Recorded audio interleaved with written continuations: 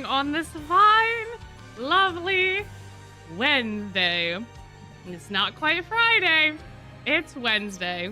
Almost said Friday, but I didn't because it's Wednesday. How is everyone doing on this lovely day? How are we? How's it going? Why are ads already running? What is happening? Hello, everyone.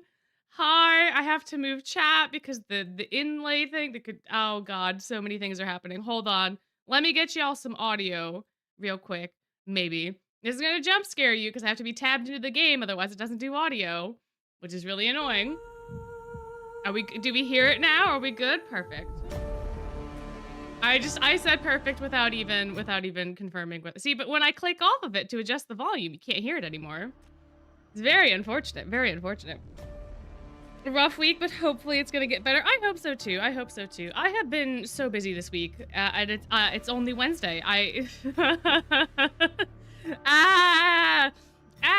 Is the way that I would describe this week for sure, for sure, for sure. Shower. Somebody has a shower. That's exciting. My. Say, your headphones are about to die. Oh no! Oh no! Poor headphones. Poor headphones. All right, for the most part. Fair enough. Fair enough. Sister returned from China. Didn't find any Twist merch. I see, but she got you a lot of Yusuke merch. There you go. There you go. Oh, you also changed your profile picture. I'm just realizing. How fun. How fun. I have no idea who the new person is. The other one, they used to be Scully, right? Got a new dog. A Boston Terrier Chihuahua mix. Oh, that's adorable. Oh, that's so fun. That's so fun. Late by 1 minute. I know. I was chugging my popcorn. I didn't have time to have actual dinner today, so I made popcorn. And then when I tested the game before, the audio played even when I was messing with OBS. And then when I went to stream, it didn't. So then I had to panic pull up the Phantom Bride, which means that I didn't have time to finish my popcorn. But we are here now. And of course, the game... I have to be tabbed into the game, otherwise it doesn't show up. That's gonna be super fun. This is just like when we did FNAF. I'm gonna choke on the popcorn kernels. Oh no. Yeah, I didn't have time to cook today, so I was like, all right, popcorn will be fine. Oh man, oh man. My oh my. You only speaker, your earbuds to keep disconnecting? Oh no, oh no. Oh, Taobao? I've heard stuff about Taobao. I've not used any sort of platform to get, like, proxy platform to get merch in such a long time. I have no idea. I had food today. I had food earlier. I had a salad for lunch. I had some, like, you know, sausage and pasta for breakfast. I've had food. There was no time tonight for me to do that, so popcorn it was. And popcorn it shall be. Why is the game titled after you? I don't know. I don't know. Honestly, I thought it was titled after me. But maybe we both have the same name. Wouldn't that be crazy? Wouldn't that be crazy if we actually had the same name? Maybe we do. Maybe we do. Oh my gosh, Kat. Wow. Yeah, I had pasta for breakfast. I don't like regular, like, food. I don't like regular breakfast food, I should clarify. I like food. I don't really like breakfast food. I don't really like pancakes. Waffles have to be a specific mood. Bacon, you can only have so much bacon in a row. Eggs are okay, but like my stomach will start to get upset with eggs depending on how they're cooked. Which is weird because it's the same exact food. But yeah. So yeah, I had pasta for breakfast. Pasta and kibasi. Now, pancakes are like boring to me. I like banana pancakes, but that's because they're like dense. Like I like mochi type textures, which is why I like octopus and squid a lot. So like regular pancakes are just kind of boring. I see waffles have the ridges, they're interesting. Waffles have ridges, you can get stuff stuck in them. You could have a different flavor in every bite if you put little berries and stuff. Pancakes, that's harder to do. Pancakes is harder. So oh yeah, nah, French toast, nah. No. My papa loves French toast. I hate French toast. And it's weird because I love all of the things separately. I love cinnamon. I love sugar. I like toast. I like eggs. I like milk. But when you combine them all specifically, I think it's because it's like mushy. I don't like mushy things. Unless they're beans. I can deal it with beans, but... Oh, welcome in. First stream. Oh, this is an exciting time.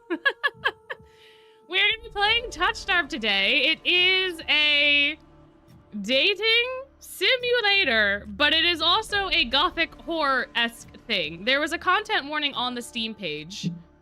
Let me pull that up. It should... Oh, no. If I do that, it goes away. No.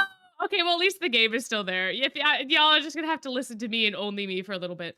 It should be in the description for the video as well, which is gonna take me 5,000 years to get back to so that I can tell you. Oh, I have the Steam page up. Why don't I just read the Steam page? Where's the store page? Give me the store page. There we go. I could just go through Steam. That's like so much easier for me to do. Touchstarved contains mature themes and is intended for an older audience. Player discretion is advised. Specific warnings for this demo include, but are not limited to, horror, unwanted advances, violence, alcohol and drug references, strong language, and serious injury. So, if you think that that's going to be a problem for you, if you think any of that sort of stuff is not happy for you, oh god, this audio thing's gonna drive me nuts.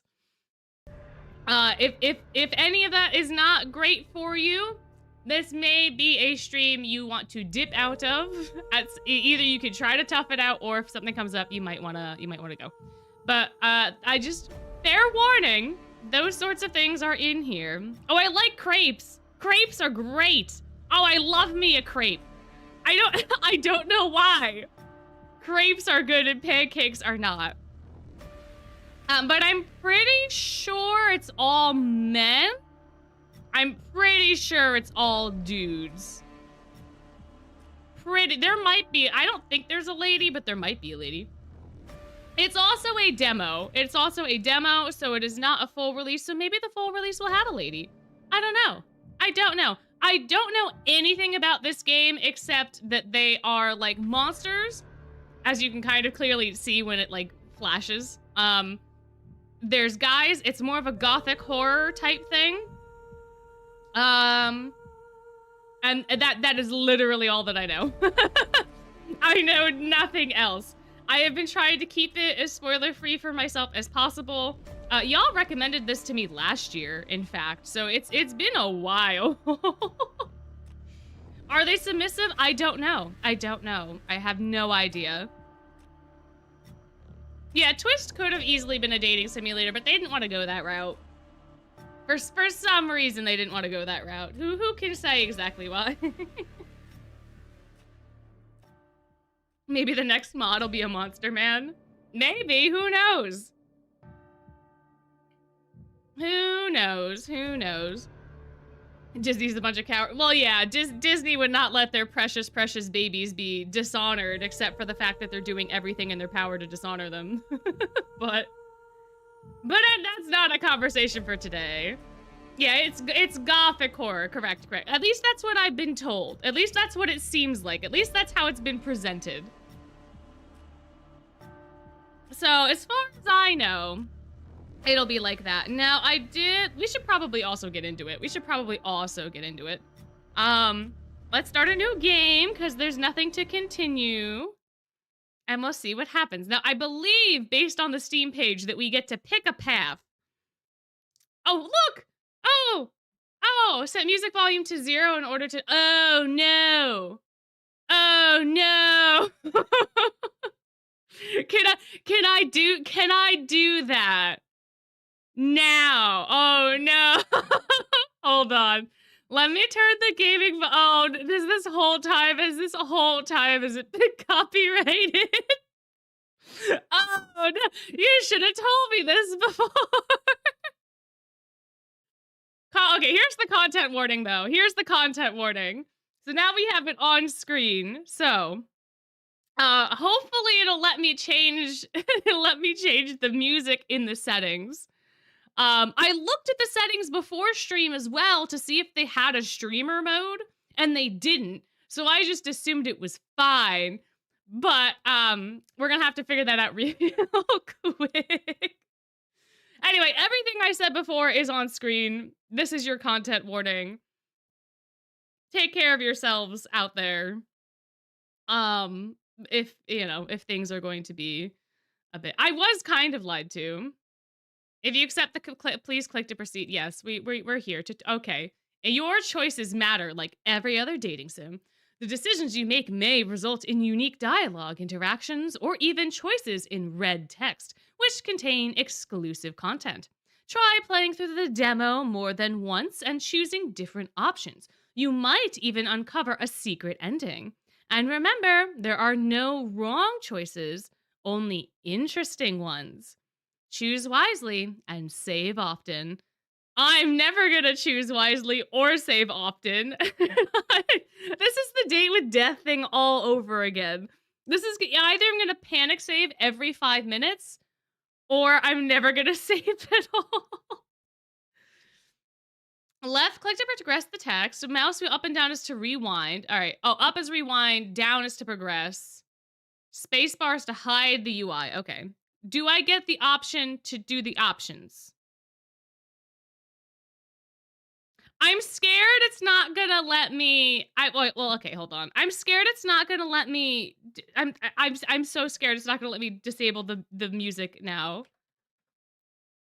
But there's no way that they wouldn't let me do that after they gave me the content warning after starting for the music. What is Homicipher? What is that? What is that? Also, hello. Thank you for at least coming and saying hi. Thank you for coming and saying hi. Unless you count Doki Doki. Doki Doki kinda is. Doki Doki is, but then it takes you down like a whole other route. Yes! Options!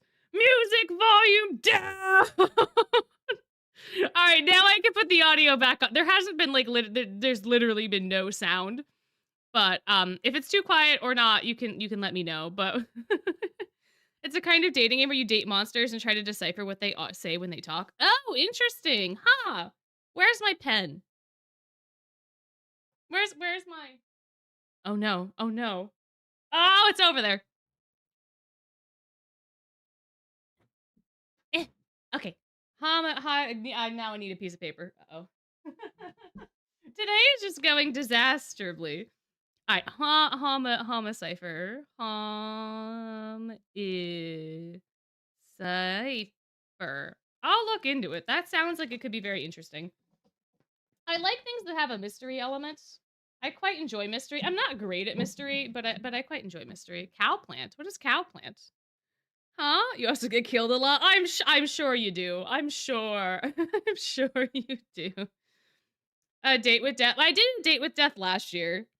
They're coming out with a second one though. If they come out with a second one by Valentine's Day, we'll play it. Well, we absolutely will. All right, choosing pronouns. We'll do she for now. The world, this world began to unravel long before you were born.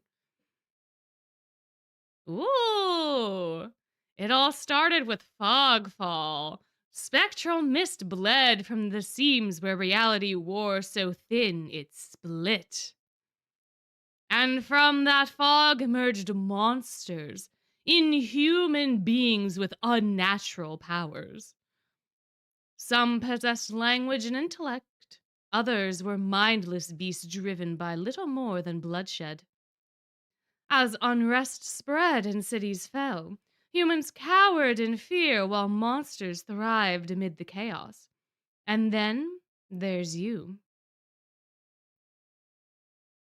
You don't know what you are, but one terrible truth is certain. You were born cursed, with hands that alter the minds of those you touch. Oh, that sounds like fun! Oh, that sounds like a terrible, terrible power to have. I don't know if there's spice in the second one. I don't know if it's going to be baked in or if it's going to be DLC. But I keep seeing it on Instagram. I keep getting ads for it from the devs. I'm very excited. Oh, you pulled KK Broom on your first 10 pull. Congratulations. Congrats. Oh, that's so fun. Oh, that's awesome. Shark bait is a good one. I think I've heard of shark bait. I think we talked about shark bait the other time. I don't know how to get it though. I don't know how to I don't know how to do things that are solely on itch. The only reason I'm playing this is because it's on Steam. I don't know how to do a lot of things, guys. Sure, shark bait's the shark one, right? Shark dating sim? Shark? Don't eat the cashier. Is that one where you're a monster?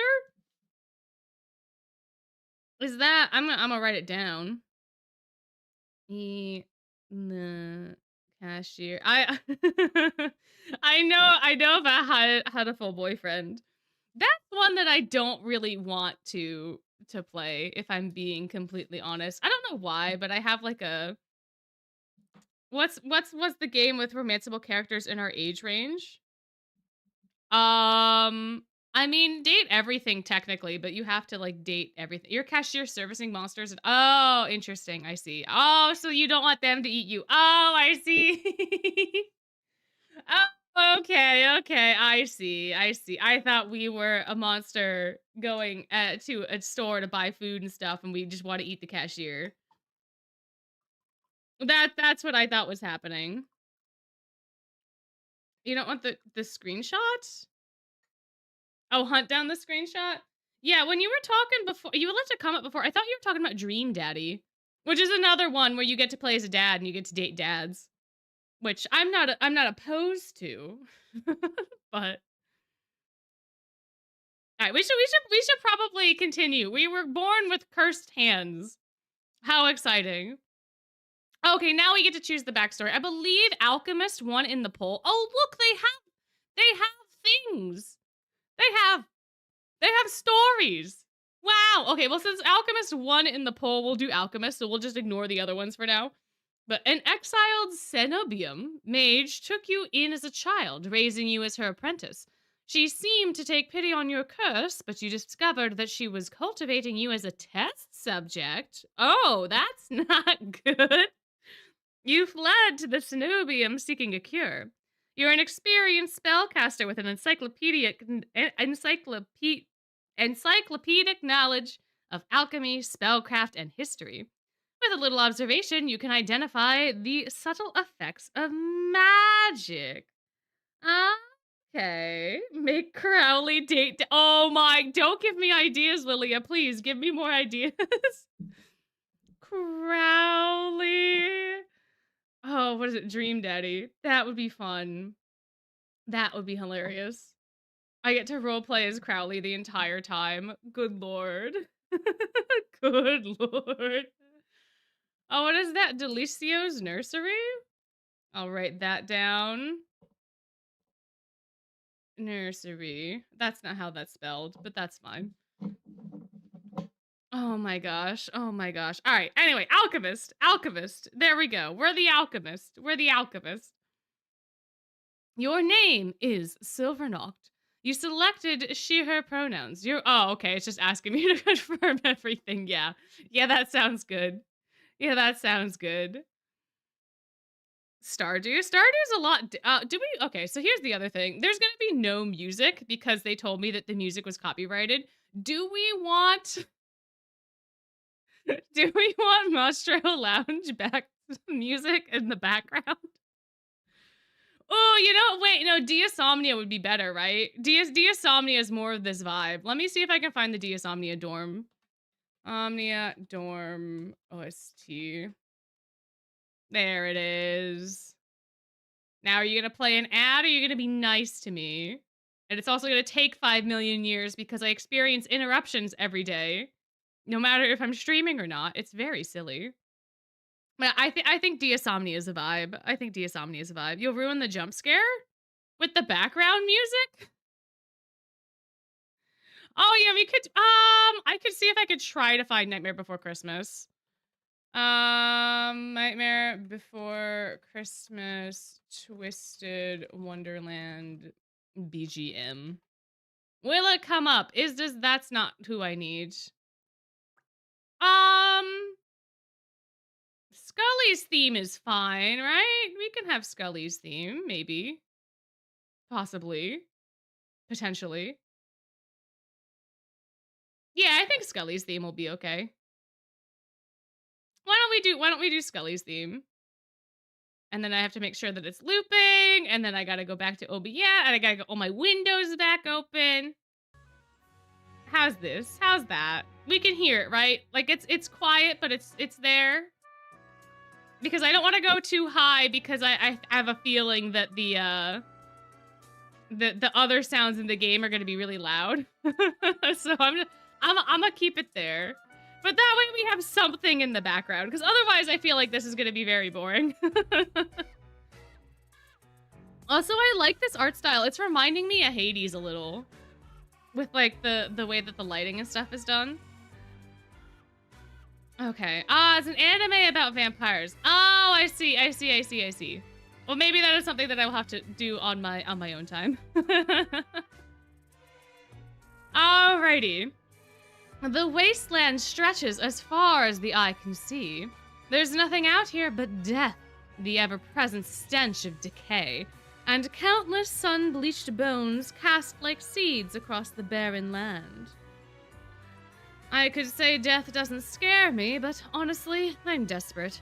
It's been 2 weeks since I joined a caravan bound across the wastes. Oh, yeah, the caravan never goes well.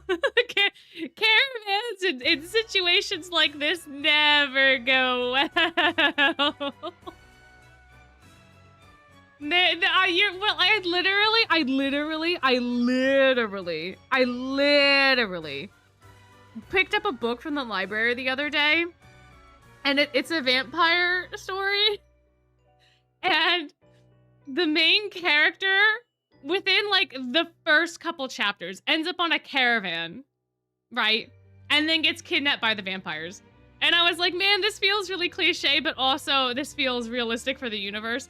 Why joining a caravan? We're gonna either get kidnapped or killed, or both. I don't know. I just know that this is a bad idea. Diabolique Lovers? I don't know what that is. Is it spicy? Is it spicy? Is that why?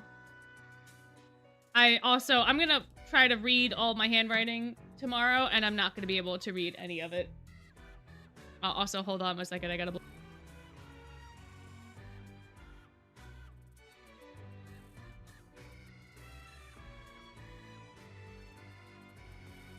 Oh, it's just a lot? Oh, okay. Gotcha.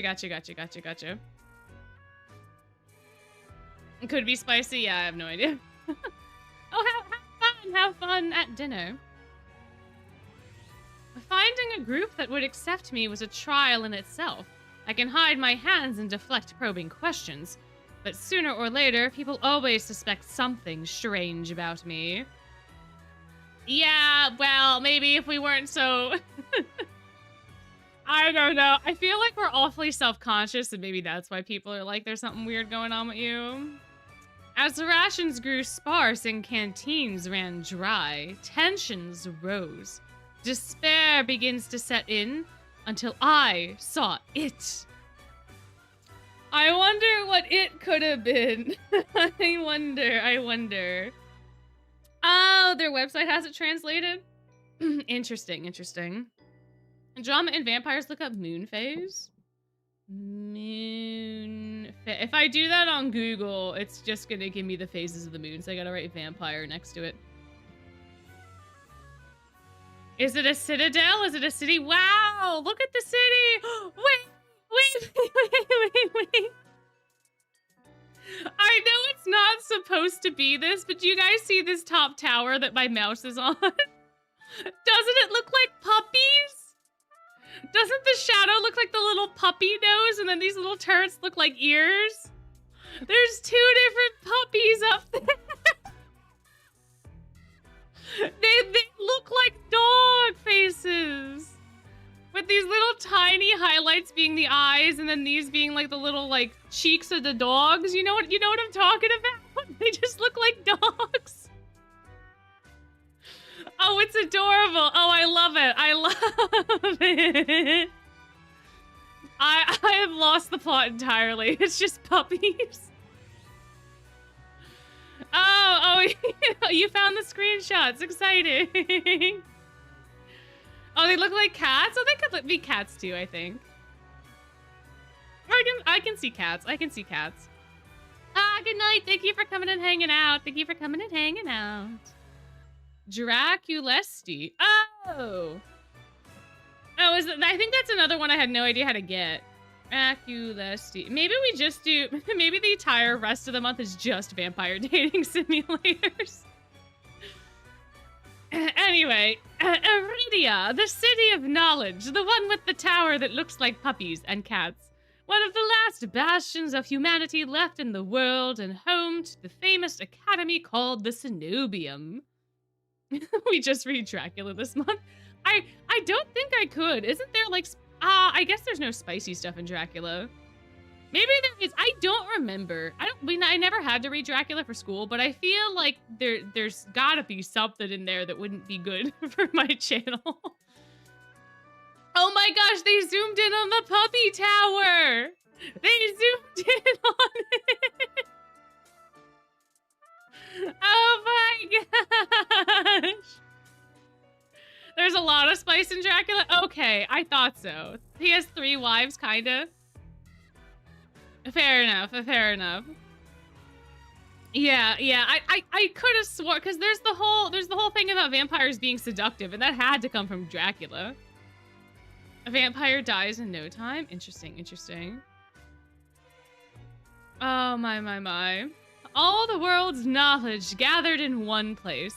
If there's anywhere I'll find a cure for my curse, it's there. What is mees? What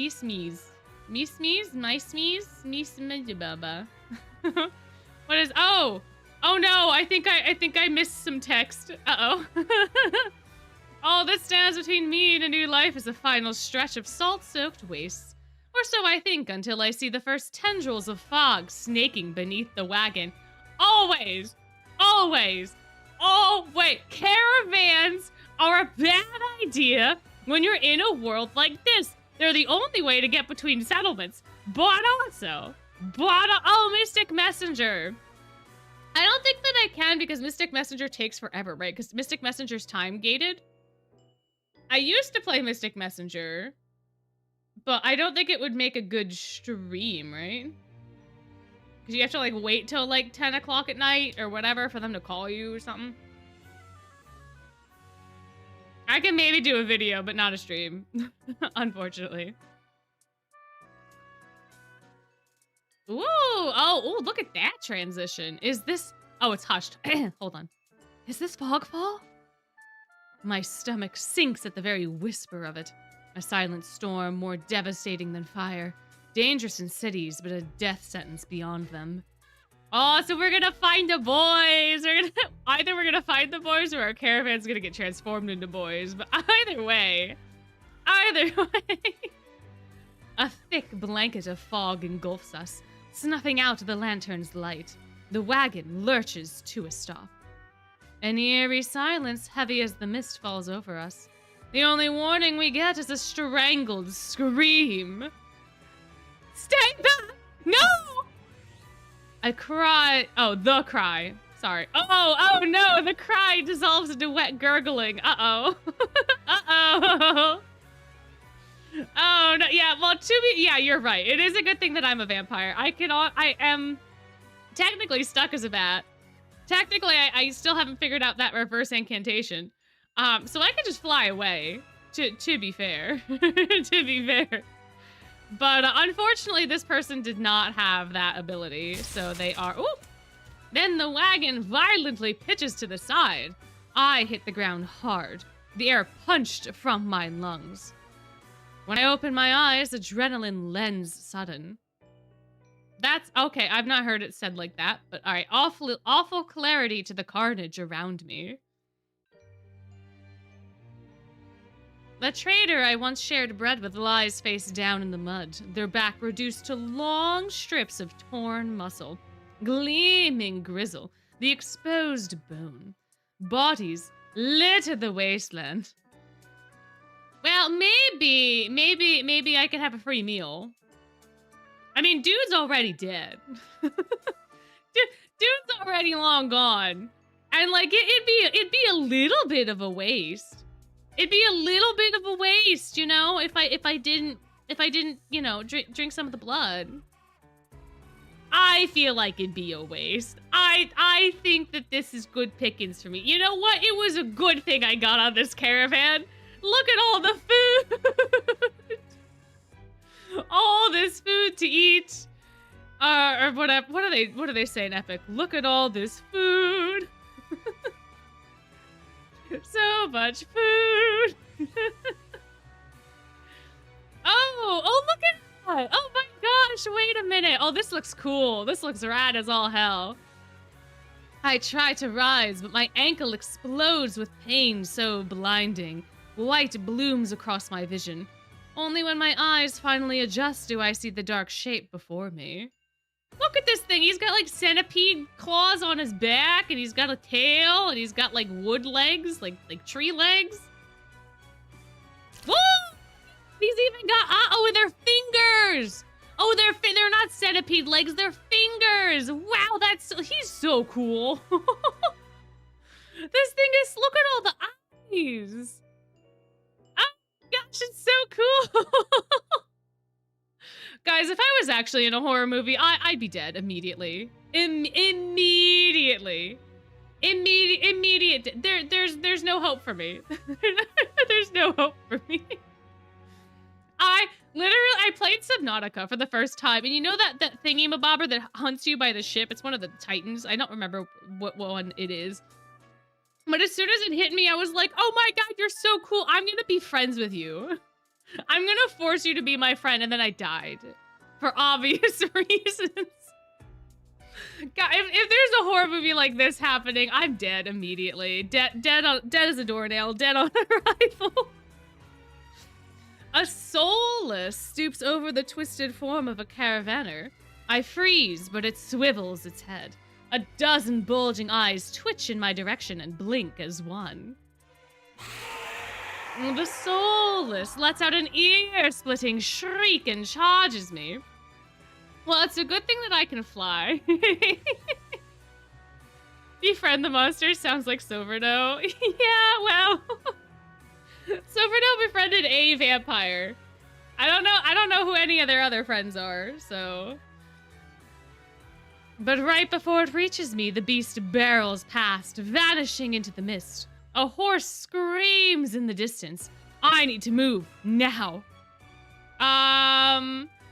Ooh, do I run for the city or head towards the guys? I'm gonna die immediately. This is where I should save. I should save and slot one. All right. I'm definitely. I feel like I should run to the city because that is the best chance of survival. But I don't know how close we are to the city. So if I run to the city, but the thing's gonna get me. So, but if I run to the wagon, I'll at least have like cover. I don't know. I personally want to do wagon. So I'm gonna do wagon. And then if I die, because again, I don't have good instincts, well, it'll be fine. I take cover beside the wagon where the air is thick with greasy smoke. Fire eats through the gaping hole. Spluttering? Oh no! Oh no, wait, there's oil. Oh wait. Oh, we were using oil lanterns? Oh no.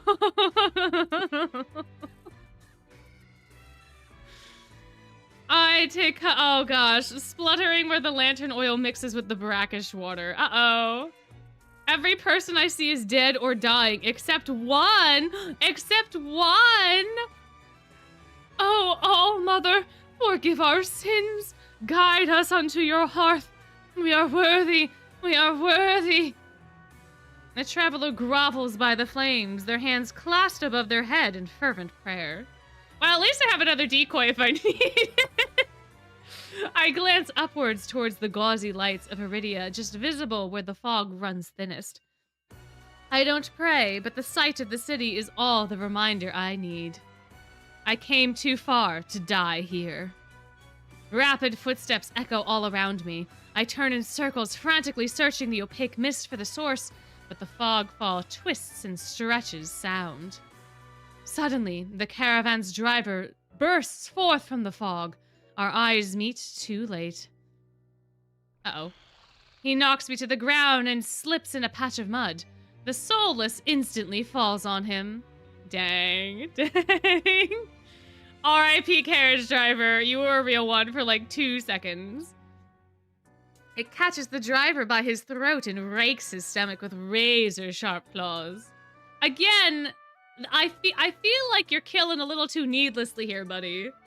Are you actually eating anyone, or are you just going on a killing frenzy? Because if you're just going on a killing frenzy, this seems a little gratuitous. It comes apart like wet paper. Oh my, spilling intestines and viscera in the steaming tide. Oh, he's very gone. We are the alchemist. That was what was decided upon in the poll. In the poll. I mean, it like hunt. Yeah, but like if there's not that many humans left, then what are you gonna be left to hunt? What do you, if you see as a vampire, I have to be very cognizant of where the blood comes from and who the people are and all that. Vampires in general cannot exist without humans. So if we eat all of the humans and there's no humans left, then it's just a terrible time for all of us. There's a little bit of symbiosis that needs to happen. So like, you know, it seems awfully gratuitous to just kill, you know? It's called food prep. He's just killing them all first. I guess. Maybe. Fighting the urge to heave, I crawl frantically through the slippery muck for a handhold. Uh-oh, that's a naughty word. My hand catches on the jagged edge of a rib jutting out of the water. Ooh. Bandages unfurl around the gouge torn deep into my palm. Oh wait, this is perfect because maybe the cure to the curse all along was just to damage your hands. Because if your hands are damaged, how useful can they possibly be to do this curse thing, right? Right? Maybe this was for the best. But the pain's quickly forgotten when a hand closes around my wrist. Uh-oh. Oh, is it gonna be boy number 1 or is it gonna be the thingy? Who is it? Oh, it's boy number 1, maybe? I don't know. He looks like kind of like one of the guys on the cover. Can you stand? The praying traveler. Oh, it's the praying guy. Oh, it's Rolo. Hi, Rolo. Hi, Rolo. How's it going? The praying traveler leans over me. We need to run. Oh, look at the hand. Look at that. Too late that my... Oh, no. They reached for my hand, and I realized too late that my bandages have come undone. No, don't touch me. The sensation of their thumb brushing the back of my hand sends a shiver down my spine. All it takes is one touch, and in the space of a breath, my curse takes hold. Oh no. Their lips peel back into a deranged grin. Oh no, I don't like this anymore. Oh, I don't like this anymore.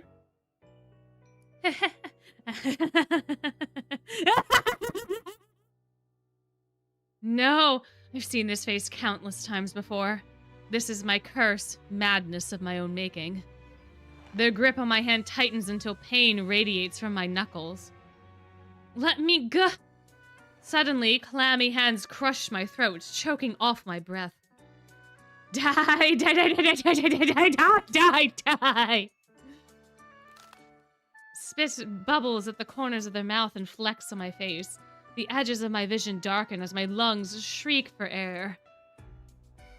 Fight them. Fight. What am I gonna do? Scream for help? What am I gonna do? Call the thing over? Fight them. Fight them. Fight them. My nails gouge deep into the traveler's wrist, but no matter how much blood I draw, they don't flinch.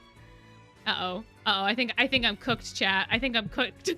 The more I struggle, the tighter their grip grows. My pulse hammers in my ears, slowing with each thudding beat. This can't be happening. I'm going to die. And not because of the fog fall or the soulless, but because of my curse. Tears sting my eyes. No. No, no, not here. Not like this. But then their hands drop from my neck, leaving me wheezing for air. My lungs burn with each ragged cough. Oh, okay. My vision clears and the traveler's face takes shape, hovering inches above mine, lips still split in that macabre smile, even as blood seeps between their teeth. Oh, the thing came over anyway. They give one last shuddering breath, then slump over, the claws hooked through their stomach. Oh, the thing came and got him anyway. Oh, it didn't matter. That I think if we shrieked, it would have killed both of us. That's what I'm gonna go with here. That's what I'm gonna say. The soulless shoves the body aside, its glowing eyes narrow as though grinning. Don't kill me, please. Did it just kill me? Oh, it did. Never mind. Oh, well, R.I.P. It was nice. It was nice knowing you all. I think I'm actually dead this time. There's a flash of claws. Red spills across my vision. I thought there'd be pain, but as I sink into the murky water, all I can feel is the grit of silt filling my mouth and the icy embrace of shallow water. I spot an arm resting among an outcrop of reeds, mine neatly severed at the elbow. It should have taken both arms. Without them, maybe I could have survived. Maybe I could have had a home. Instead, I'll die cold and alone in a desolate wasteland. A fitting end for a monstrosity like me. Well... If this is death, it's not as bad as I feared. The cold is gone, as is the choking stench of bog water.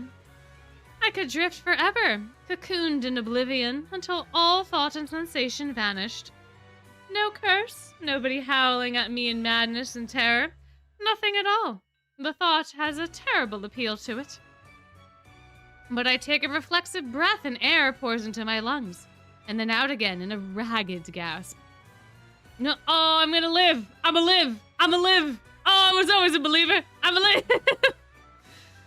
Feeling comes flooding back, warm cloth on my bare skin, a firm surface underneath me, a strange tang of sulfur in the air. Oh, is it the demon? Is it the demon? Is it the there's a demon. I'm pretty sure there's a demon. Did I go to hell? Am I actually just in hell? Is that what's happening? Rolo 2.0? Oh man, oh man, oh man. Oh, the opening song for this is sung by Dan from Game Grumps. That's so exciting. Unfortunately, the game told me to turn the music down to 0, so I did that. So I don't know what the opening song is then. Unless they're talking about the one that plays on the title screen, in which case that's really cool. Do not be afraid. See now, either I'm in hell, or some angel is talking to me, because this is the thing that angels say all the time. This is always, whenever the angel tells you to not be afraid, there's no reason for you to be afraid, but usually this sentence comes with responsibility. Usually this is, do not be afraid, for you have been chosen for this grand thing. So either it's a demon or it's an angel, which honestly, it's 100% an angel. It's just whether or not they're fallen, I guess, is the real question now. Because sulfur implies demon, but be not afraid is totally an angel thing. Hi, who are you? Who are you? Oh my god, it's I'm so happy. I'm so happy. I'm so happy. I'm so happy. I'm so happy we didn't go to the city. I'm so happy. I'm so happy. Hello. This is... This is literally the one guy I was like, man, I sure hope it's him. I sure hope I somehow get on his route. Oh, it's him! It's him! Oh my. I twist my head towards the voice. Tears flood my bleary eyes at the bright glow of lamplight. Try not to move. The voice is calm, steady, and commanding. But more importantly, it's a stranger's voice. Yeah, this is the one I wanted to try romancing. It was either him or the fox guy, for what I hope are obvious reasons. But, and there was one other guy that I thought looked kind of interesting. Oh, like the kid that looks like he's probably a vampire, the white-haired, like, skinny guy.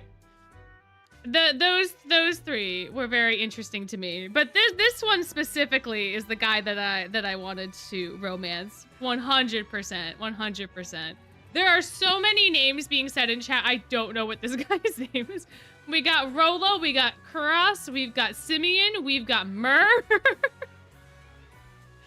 Mur's the person with the white hair. Okay, I see. Gotcha.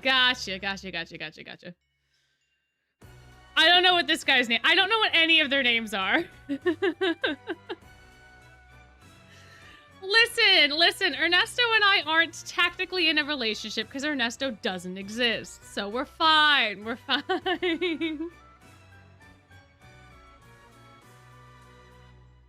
Hugh Morris. Oh my. Frank, Ernesto. Oh gosh. All right, I'm just gonna keep going. The voice is calm, steady, and commanding. But more importantly, it's a stranger's voice. One thought cuts through my mental fog. I have no idea who this is, and I'm completely at their mercy. Stay away from me. My words come out in a little more than a creaky whisper. I clamp my mouth shut, hating how weak and helpless I sound. Aww. Listen, honestly, Ernesto would probably cheat on me first. Let's be real here.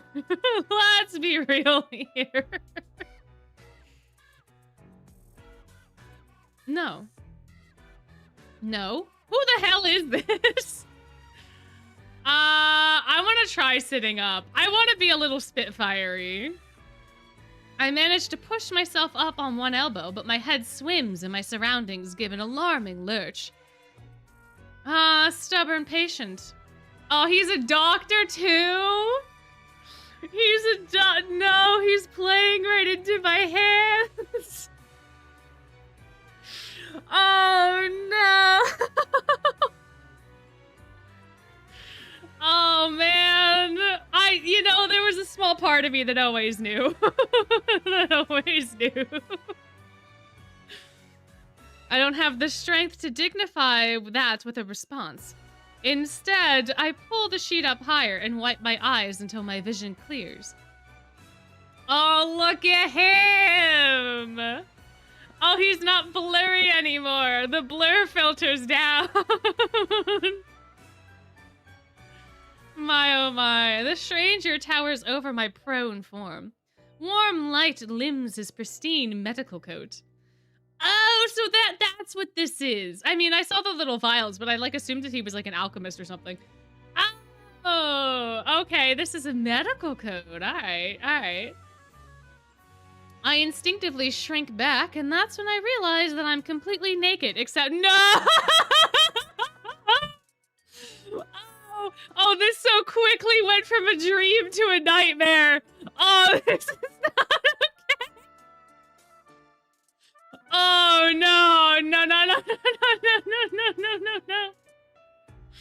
Hey, guys, there's no spice in this game, right? There's no spice in this game. Guys, there's no spice in this game, right? Right. It said mature themes, but it didn't have any sort of warning for that. For nudity. Right. Right. There's nothing I should worry about, right? Right? There's no spice, right? Right? Right? I mean, we're probably under a thick blanket, to be fair. But there couldn't possibly be spice in the demo, right? Right? Right? Uh-oh. Oh no!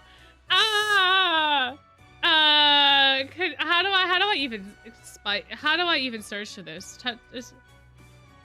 I feel like there'd be a little. No explicit sex scenes. Hell yeah. Okay, we're good. According to Reddit, there's nothing explicit. According to Reddit, there's nothing explicit. We're fine. We're fine. This baddie is the baddie I wanted to date, but we don't know who he is. We don't know who he is, and we're currently... He's a doctor, though. He's a doctor. The full game will have spicy things? I'm sure the full game will. If the full game does, then they gotta put a streamer mode in. Please, please, for the love of God. I would love to return to this for the full game, but I can't do that if there's on-screen naughty things. Yeah, Reddit's the most trustworthy source. Indeed, indeed. But no spice, you promise? Okay, all right. If there's spice, I just get my channel shut down. I'm pretty sure is what happens. If there's spice and it's shown, I think I get a little bit worse of a fate than demonetization. All right. Well, goodbye. Thank you for coming and hanging out a little bit. This is par for the course on my streams, though. When do we ever actually get through a game, guys? When do we actually ever get through a game? Naked, lying on a low cot, with a pair of sharp golden eyes watching my every move. The man's gaze flickers to my exposed, unbandaged hands. Wait, no, incorrect. Unbandaged hand. Our other arm just got chopped off. We have one hand. We have one hand. Our arm got chopped off. Unless he sewed it back on, we should have one hand. You only get temporarily banned or demonetized? Okay, great. Yeah, that's so reassuring. That's so reassuring. Mom, he magically gave you a second one. I guess. I plunged my hands under the sheet, though it's too late. He must have noticed what they look like. Girly pop, sweetheart. I think that's the least of our worries right now. I think that's the least of our worries, buddy. Strange, cursed, inhuman. Well, funny thing about that.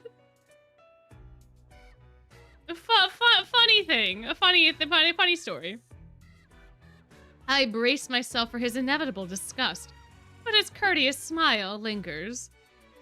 He just watches in placid silence as I struggle to make sense of my surroundings. Where am I? Who are you? Be calm, you are safe here. That doesn't help! You gotta give me a name. You gotta give me a name, buddy. Buddy, I need explanations. I need context. I need to know what happened. Come on. Catch up, Doc. Catch up. Whoever this is, he clearly has no idea who or what I am. Sorry, I didn't read that properly. I've never been safe anywhere with anyone. Even my own mentor, my teacher, thought I was nothing but a convenient specimen to be used and discarded. I scowl, pulling the sheet protectively around myself. Where are my clothes? The man's golden eyes narrow slightly. A sharp sigh rustles the paper in his hands. I see you are not to be dissuaded. I have no context. I need at least a name. Can you not give me a name? Your clothes were torn to shreds when I found you, but I procured replacements. Oh, that's nice of you. Oh, look. Look at his little house, his little clinic, his little whatever. Oh, look at his little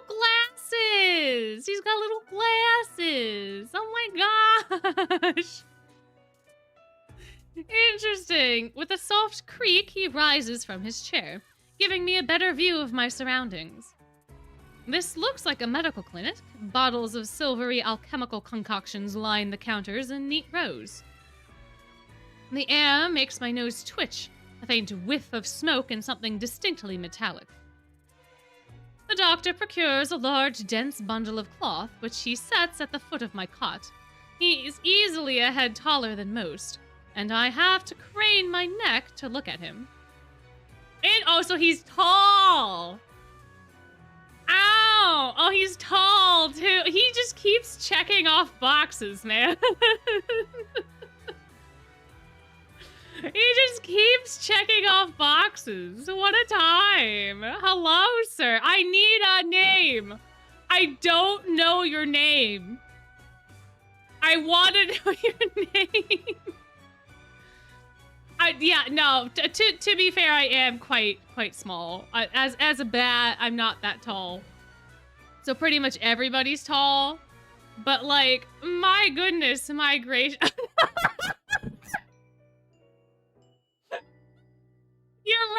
You're right, Bushy. That's exactly why the skeleton looks like that. It's because they have to look up at it.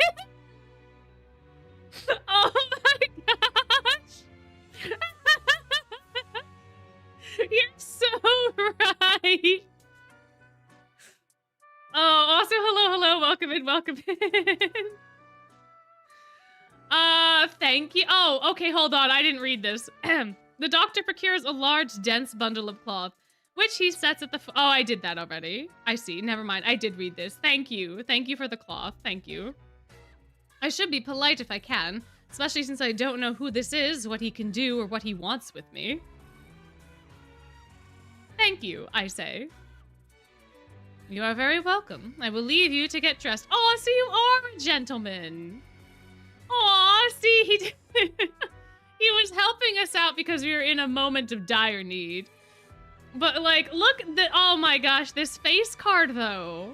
He's so gorgeous. He's so pretty. He's so pretty. Oh my gosh. Yeah, he didn't even need to be asked either. He's just like, all right, I'll let you be. With a curt nod, he leaves through a narrow door. I hear a soft click as the lock turns behind him. Oh, don't lock us in. Don't lock us in. No, wait, wait, now, hold on. Oh, are you locking yourself out or are you locking us in? What's happening? When I don't hear any more footsteps, I reach for the bundle of clothes. An itch on my elbow stops me short. I reach down absently to rub at it, then freeze when my fingers meet a neat line of stitches. So did he put my arm back on? Is that what he did? Did he actually put my arm back on? I know what I saw. That beast took, oh, he did. Oh, he did give us our hand back. Oh, okay. All right, then I was giving him grief for no reason before. And yet the limb shows no sign of injury apart from the black stitches poking through my skin. I gingerly flex my fingers, feeling my heart race at the sensation. This is impossible. I should be dead or at the very least gasping out my last breaths. I squeeze my eyes shut, waiting for the pleasant dream to unravel, to wake up and find myself bleeding out in the swamp. But nothing happens. The seconds tick by and my arm remains resolutely healed, and my surroundings pristine and quiet. Yeah, like Finkelstein putting Sally's arm back, probably. In numb disbelief, I grab the replacement clothes and begin stiffly pulling them on. They're thicker and warmer than mine were, bundled with black woolen cloak. But there's one thing still missing, my bandages. Oh yeah, that's right, because if I go boop on the doctor, then he's gonna go crazy. If I boop the doctor, it's not gonna be a good time. The doctor didn't leave me with any, though. I know he saw my hands. I slide off the bed and take a few unsteady steps toward one of the drawers. If this is indeed a doctor's clinic, there must be bandages somewhere. I start opening drawers at random, and of course, That's when the door swings open. Are you looking for something? Yeah? Yeah? Yeah, bud. Yeah. Yeah, also gloves would be very useful. I feel like gloves would be better. But what if gloves get like Elsa? Maybe. Maybe the gloves go crazy? I don't know, man. I don't know what the limitations of this world are. I would assume that they have gloves. I would assume if you have alchemy and all these other things, you would have gloves. I don't know. I whirl around, clutching a thick roll of clean bandages. I try to step back from him, but my legs butt up against the cot. Your caution is understandable, though if I meant you any harm, you would know. Also, we would be dead. To his credit, if he didn't intervene, we would absolutely be dead. We would 100% be dead. So like... That doesn't make me feel better in the slightest. But he makes no move toward me, so I quickly wind the bandages around my hands. Yeah, so the gloves are rare in this world, but the bandages aren't. That seems interesting to me. That just seems like a convenient plot reason for our arms to be bandaged. Ah, interesting. The glowing scars and mottled skin disappear under a layer of clean white cotton. May I ask why you need additional bandages? I can help if you tell me what ails you. I doubt it. Traveling to Iridia was a gamble born out of desperation rather than hope. Nothing has come close to curing my curse. And yet, my left arm twitches. The arm that was severed before my very eyes. The doctor's unblinking gaze follows my every move. It's clear he won't drop this without some sort of answer. The bandages protect me, and they warn others to stay away. I've tried every way of covering my hands, and this works best.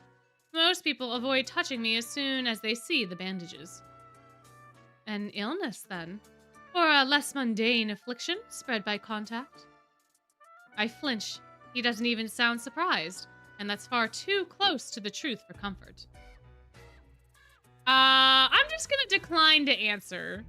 I don't feel like glaring at him would do anything. But I also kind of want to be spicy. I kind of want to have a little pip in my step. Who is this character? Who is this person that I'm playing? Would they be spicy? Or would they just... I think decline to answer safer, though. I think I'm just going to decline to answer. Well, it's personal, and I don't really want to get into it. I have treated every affliction under the sun. I may have the answers that you do not.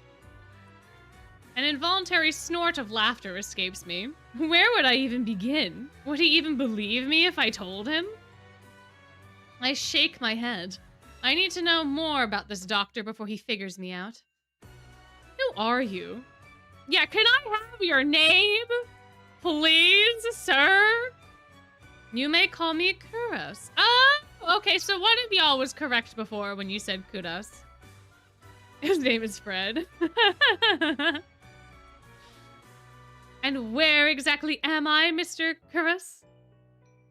Iridia, which I assume was your caravan's destination? I can think of nowhere else for a group of travelers to go. Iridia, so I made it to the City of Knowledge after all. I should feel relieved, but all I can manage is a vague sense of increasing unease. How did I end up here? I brought you to my clinic, of course. You were the only survivor from the caravan, barely clinging to life. You needed immediate treatment. Which you provided? Yes. I feel like he's very proud of that. Thank you, Kudos. I feel like I'm saying it wrong. Kudos. Yes, more or less. He says it so simply, as if I'm a small child and he's explaining basic addition to me. He's very Malleus-coded. What a time, what a time. He stands like Malleus, he answers like Malleus. Ay. I frown and flex the fingers on my recently healed arm. Aside from being a bit stiff, it feels fine. They're really attached to me. You're saying that you stitched my arm back on? Pardon? A soulless attacked the caravan. It ripped everyone to shreds. It tore my arm clean off. But when I woke up here, I spent my entire life learning from the Cenobian mage, and I know of no alchemy or magic that could reattach a severed limb. Even if he somehow could heal me with magic, I should be able to detect traces of it, but I sense nothing out of the ordinary. The doctor, Kuras, pinches the bridge of his nose. He sits back down in his chair, quiet for a long time. Interesting, interesting. Huh. Imagine that this guy has Jade's voice. I mean, yeah. Yeah, the English voice for Jade. It's calm enough. It's nice. I could see it. 0 for Savannah Claw and Pomfiore, 1 for Octavanel and Diasomnia, 2 for Scraby Ignihide. So guessing your heart symbol? Oh, I see, for like a quiz or something that you took. Interesting. Another one for heart symbol. My. Also, I think there are voices, right? But I guess I just haven't gotten to them yet. Also, I feel like I should save. I don't know why, but I feel like I should save. I do not know where you come from, but Iridia is the city of knowledge and deadly secrets alike. Information is power, and one should not give or receive it freely. Since you refuse to divulge your secrets, I will not divulge mine. I do not even know your name. You know what? He's got a point. We did ask him a lot of questions. It's time for us to also talk. You are new to Iridia, so I will overlook this specific breach of etiquette. Do not expect others to extend the same courtesy. Do you understand? He glances at my freshly bandaged hands. Loath though I am to admit it, he has a point. I'm a complete stranger to him, yet he saved my life. I take a deep, steadying breath. This time, when I speak, I sound a little bit more like myself. Silvernoct. My name is Silvernoct. It's a pleasure to meet you, Silvernoct. Ah! Look at him! There's a little more warmth in his smile, his polite demeanor back in an instant. Thank you for saving me. I should probably just thank him. We already asked a lot of questions. We should thank him. Thank you for saving my life. I chance a smile in return. Even if he won't explain how he did the impossible, there's no doubt in my mind that I'd be dead if not for Kuras. Oh, no voice actors announced yet? Or at all? Oh, interesting. I thought it had like a voices thing in the options. For like the... Yeah, there's a voice volume, but maybe that's for like the monsters. Perhaps. Think nothing of it. I'm not sure if he's just being excessively courteous, but his words only raise more urgent questions. I have to ask, why did you save me? You don't know me. And the question seems to startle. Yeah. Yeah, I mean, I have the meta knowledge of knowing that he's an angel, right? Or he's at least like an angel that got kicked out of heaven for some reason, but he's not quite a demon. He's like misplaced maybe or something from what I remember. But like, it's so funny. The Kickstarter goal has voice acting. I see. It's just really funny to me that he's like, what? Saved? Why wouldn't I save you? I'm a doctor and an angel. It's like quite literally what I do. I feel like that's the direction this is going to take, and it's very delightful to me. Impressive he could do surgery on a bat. I know, and he even reattached our arm. It's wild. I could hardly leave you to die in the wastes. Assisting those in need is the very essence of a doctor's duty. I have never met a doctor who also handed out free clothes, I say, as I point to the clothes he gave me. My. My fingers find the edge of the cloak. There's a subtle but delicately embroidered pattern around the hem. I try not to think about what price Kuros might demand for such well-made clothes. No, I suppose not. Forgive my presumption. I rarely come across such a fascinating patient. I blink. What did he just say? Bro, you just got out of the sus pool. We just got you out of the sus box. You were starting to be in the, now you are right back in. You just dived right back in, buddy. What do you mean? What do you mean? I simply meant that few would cling to life so resolutely, or brave such a perilous journey to Iridia. I could not help but be curious about you, Silverknocht.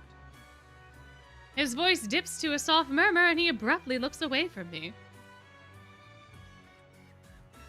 Ah, you're pretty curious yourself, mister.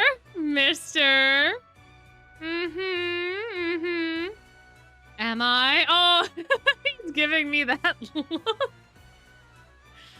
Interesting. Well, I haven't forgotten about my arm. I wiggle my intact fingers at him. Oh, that's so fun! Oh, that's so fun! Clearly not. But you haven't asked me for any repayment either. Yeah, we should probably settle our debts. We should probably get that out of the way. I require none from you. Travelers do not have an abundance of coin, and leaving you destitute in a strange place would be unethical. Oh, guys, he's hot, he's tall, he's a doctor, and he's an ethical doctor. He's 6'6". He's too tall. He's like slightly too tall. Why is he so tall? Why is he so tall? He's a doctor with ethics in this day and age. Oh my lord. Oh my goodness gracious me, oh my. What a time. No, enjoy your sleep. Thank you for coming and hanging out. He's better than Azul. Oh, absolutely. I fall silent, unsure of what to say. Nobody would help a horror like me for free. There has to be some sort of trick or catch, right? A loud knock at the front door stops our conversation cold and spares me from having to say anything else. My goodness. Listen. I may like the Eel Mafia and the very, very unethical fox. But also, somebody with ethics? Somebody that has a moral code? Oh, it's also delicious. I'm an equal opportunity love person. You do not have to be unethical or well, I'm gonna stop talking before I dig myself a hole. But duty calls. Unfortunately, you are not my only patient today. The knocking grows more insistent, and Kuros lets out a tired sigh. Please wait.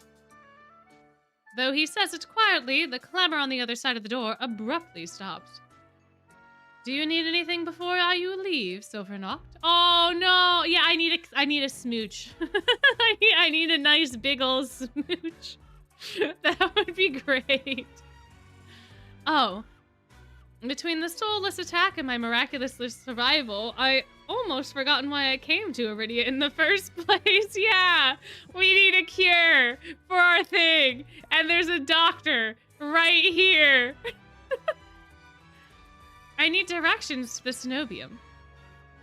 The cenobium? Oh, he doesn't like that.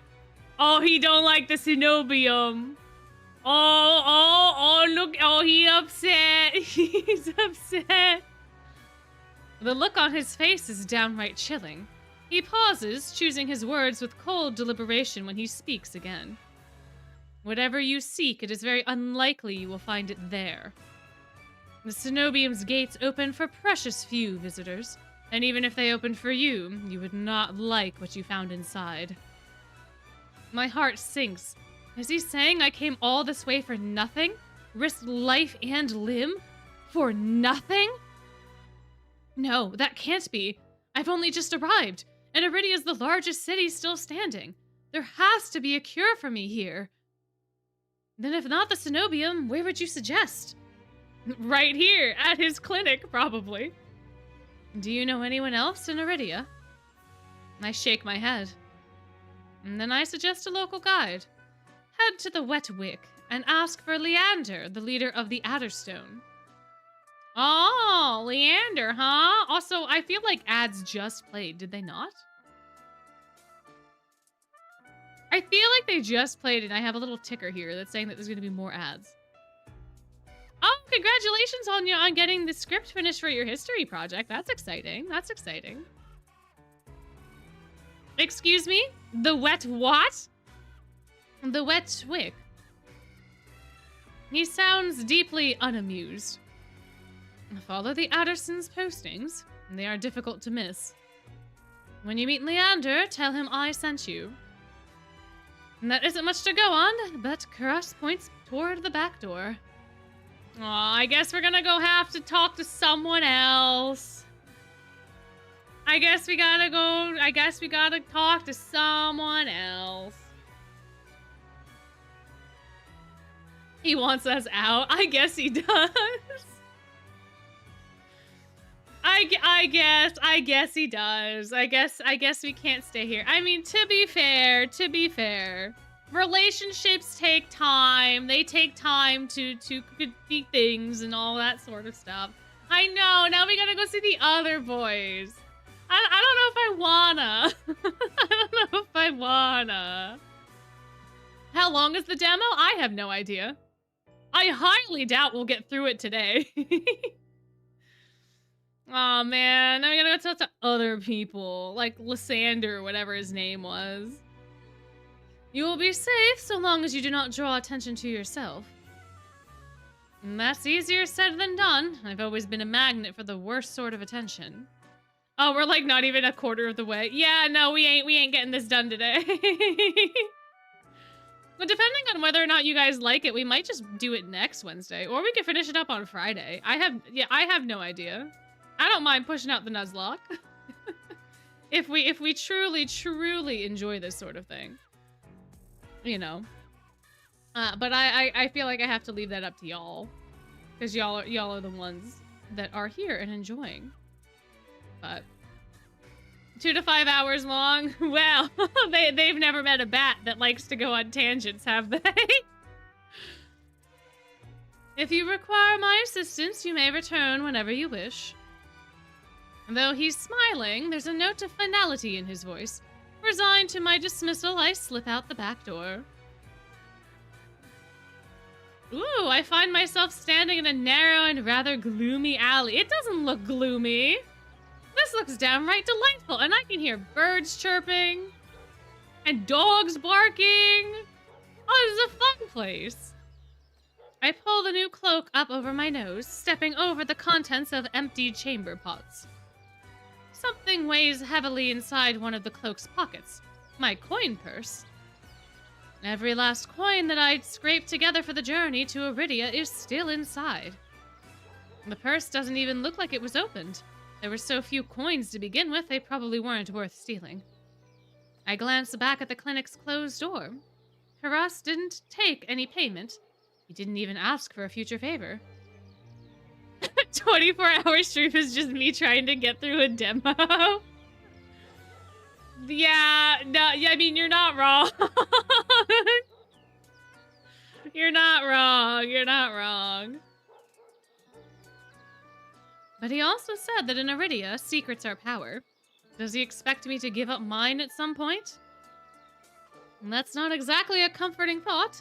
Still, no matter why he did it, Karas gave me a second chance and a lead on where I might find help. I'd better get going before he changes his mind. I squeeze out of the alley and into the crowded main street. The line outside Karas's clinic stretches down the road. 2 thin peddlers queue alongside weathered elders. If any place is in desperate need of a free clinic, it's this one. The cobblestones are treacherously rough under my feet, deep grooves worn between them by regular flooding and decades of hard use. I knew Iridia was a river city, but I didn't expect it to look so eroded. The buildings are tired and dilapidated, all crammed together in narrow streets. A child darts by, clutching something greasy wrapped in paper. The smell of fried food drifts over to me, and my stomach gives a faint gurgle. This morning's catch, fried up hot and fresh. Not too many eyeballs today. What a lovely sentiment. What a lovely time. Not too many eyeballs, they say. Not too many eyeballs. Oh, my. I do kind of sort of wonder what eyeballs taste like. Because I think it's because there's eyeball gummy candy that goes out around Halloween. And I think you can eat eyeballs. Right? Like, if they're cooked and stuff. They don't taste bad? Why the hate? I mean, to be fair, in this universe, they may taste bad. They may not be good. Or the fish are just, like, mutated like they are in Dredge, and they just have tons of eyes on the fish, you know? They're crunchy when fried? Interesting, huh? Fried fish eyes are tasty? Quiz, it's more fun. for the NRC simulator. I see. Yeah, it would be nice to be able to take a quiz and, like, actually get, you know, your dorm assignment based off of that. I wish that the official dorm placement was like that and not just a gotcha type thing. It'd be nice. Oh, the texture of a fried grape? Oh, so they are like grapes. So like an eyeball is like a grape then. Huh.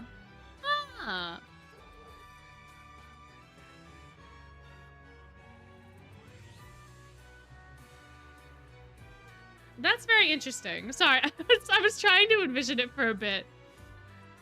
His grapes are juicy and I guess the flavor would be different, but huh. Interesting. Oh, eyeballs and cow brain when you were little. Fun. That sounds disgusting. No, it doesn't. But I'm starving, so I duck my head under the stall's grubby awning. A large fish leers up at me, its 3 bulging eyes still visible through the thick layer of crispy batter. The vendor gives me a gap-toothed grin. What's the cheapest thing you've got? The vendor points at a metal basket of what looks like long strips of fried savory dough. Oh, so he also sells churros. Got it. Perfect.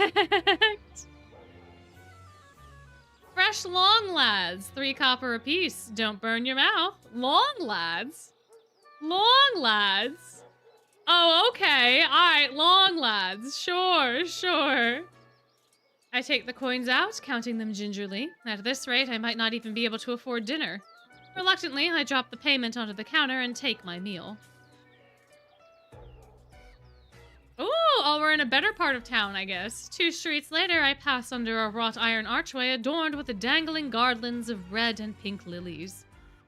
The buildings in this quarter are a dizzying riot of color. Painted walls and tinted glass everywhere I look. Sheer red and pink curtains flutter open in doorways. Musical voices call out invitingly. Incense mingles with the pungent scent of flowers, barely covering the salt and musk of warm bodies.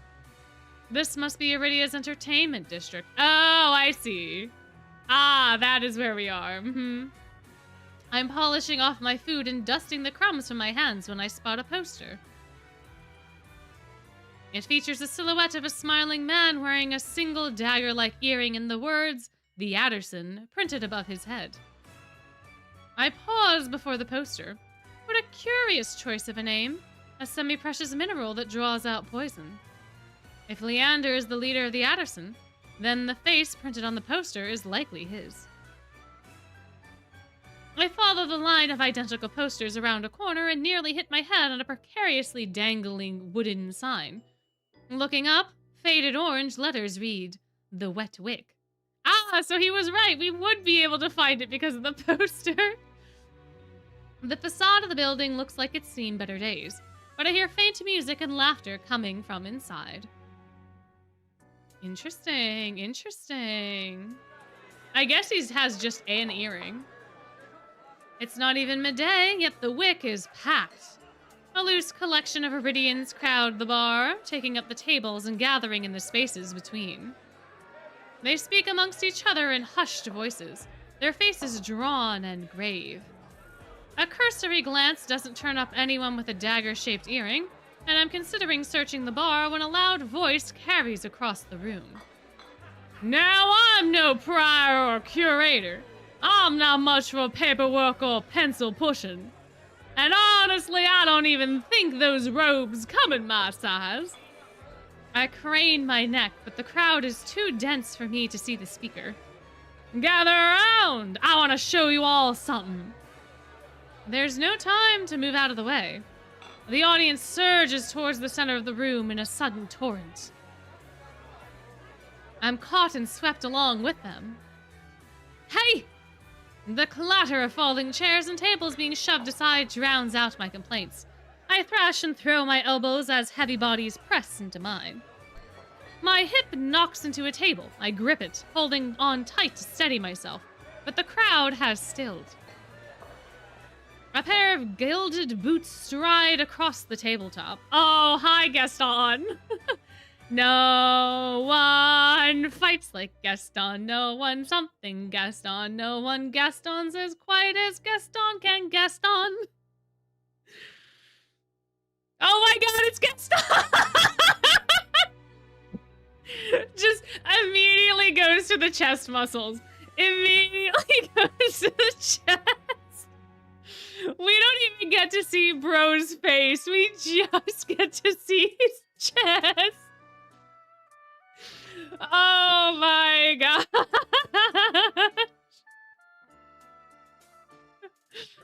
Oh no one likes Gaston. Yeah.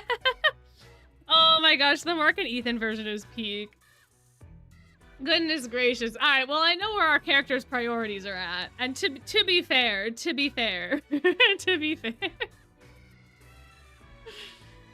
If you want nothing but guidelines, impractical policies, and needless bureaucracy, you know where to go.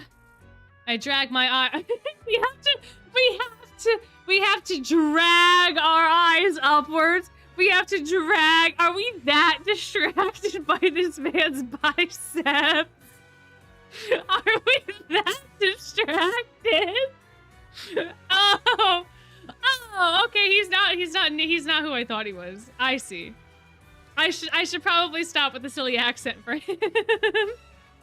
He looks like the guy from, is it Resident Evil? Leon? Is his name Leon? He looks like Leon, if I'm thinking of the right person. I think it's Resident Evil, but that's who he reminds me of. My. A man towers on the table in front of me, arms spread as he addresses his rapt audience. Oh, it is Leon. Oh, okay, perfect. Yeah, it's definitely the hair. It's definitely the way the hair is. Like, they have the same exact hairstyle. But I'm not going to wait for word from on high. His impassioned words provoke nods and excited whispers. But nothing is as captivating as his brilliant smile. He beams at the crowd around him, a performer on his makeshift stage. And unlike those clerics, I don't need Abbas's approval to cast a spell or two. And he raises his hand above the audience. The dagger-shaped earring dangling from his left ear catches the light in a flash of gold. It seems I found Leander. These are our streets. We make our own luck here. He snaps and a flash of pale green light erupts from his hand.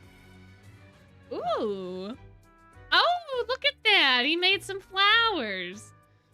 With a flick of his wrist, Leander conjures a ribbon of glimmering light. A delicate flower stem sprouts from between his pinched fingers.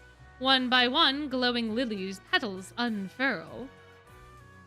Leander raises the flowers with a flourish, and the bar bursts into clapping and cheers. You're not looking at his magic. Oh, I see. His earring's probably really pretty. I understand. The jewelry is a bit distracting, you know, with his little earring and his little, like, whatever this is. I get it. My mouth hangs open, and not just on account of the impressive performance.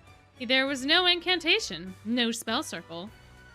I've never seen such a beautiful and intricate spell cast so effortlessly. With skills like that, it's no wonder Karas sent me here.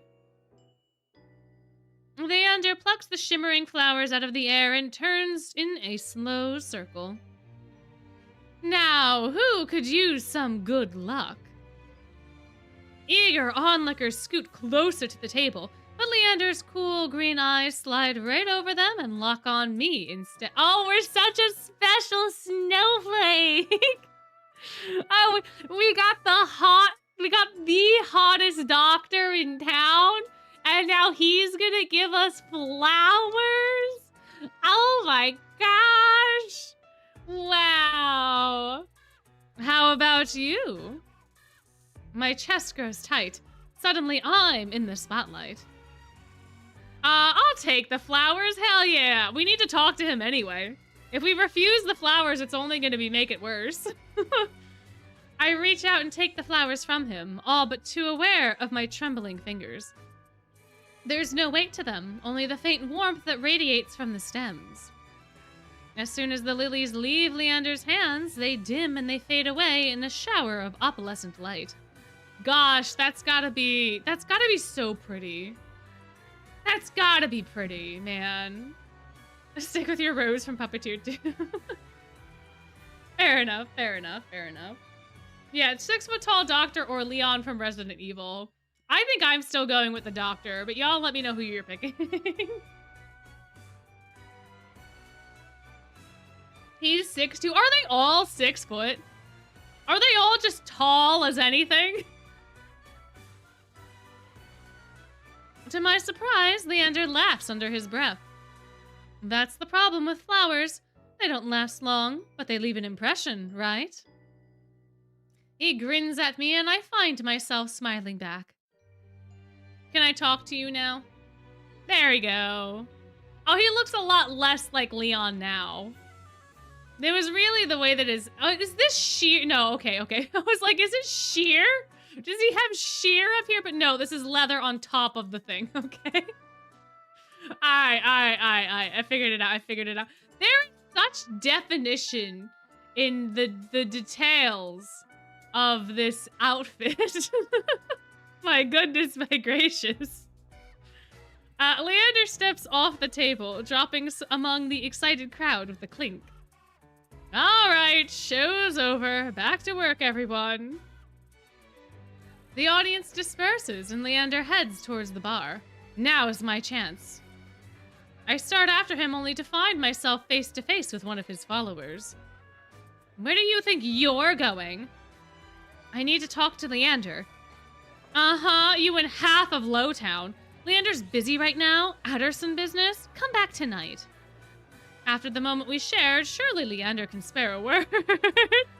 Surely after getting the flowers, surely. But the follower crosses her arms, unmoved. I glance over her shoulder, hoping to catch a glimpse of Leander. As though sensing my gaze, he looks up, and for a moment our eyes lock. Then Leander turns away to murmur something to the group gathered around him. Oh no, oh man, God, listen,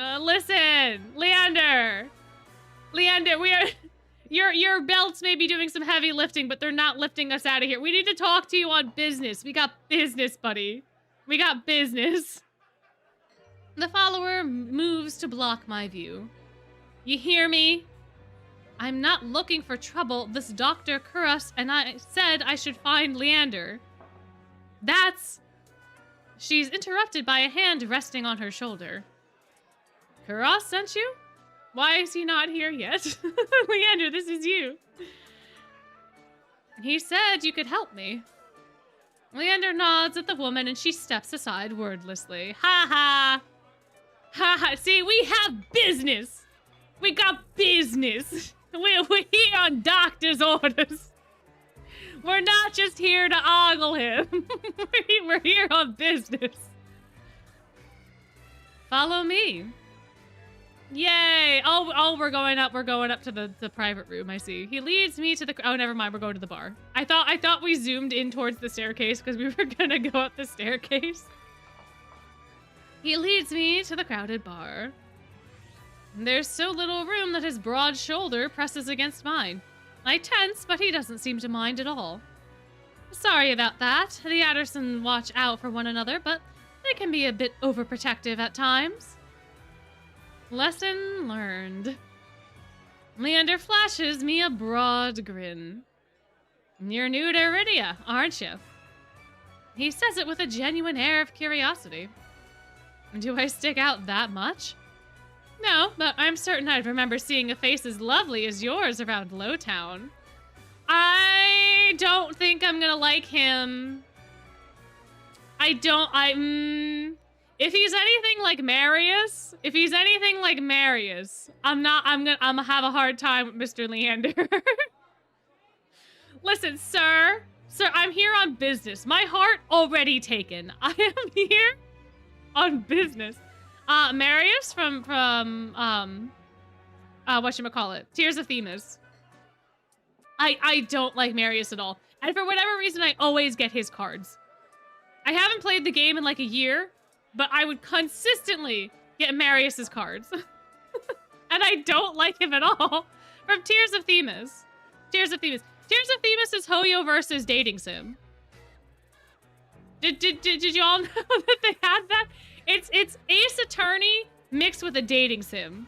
Like Ace Attorney plus what is it? Love and Deep Space. If you put them together, you get Tears of Themis. It's a little less spicy than whatever it's called, Love and Deep Space. But it is really interesting, and I love the story, and it's well written, and it's a really good time. Yeah, they released before Lads, but I'm trying to give a topical comparison. If you mix Ace Attorney and Lads together, you get Tears of Themis. Just put the spice down. Like, it's not a 5 chili pepper. It's like a 2 chili pepper, maybe a 1 chili pepper. Like, it was a big deal when they had cards that showed the MC kissing.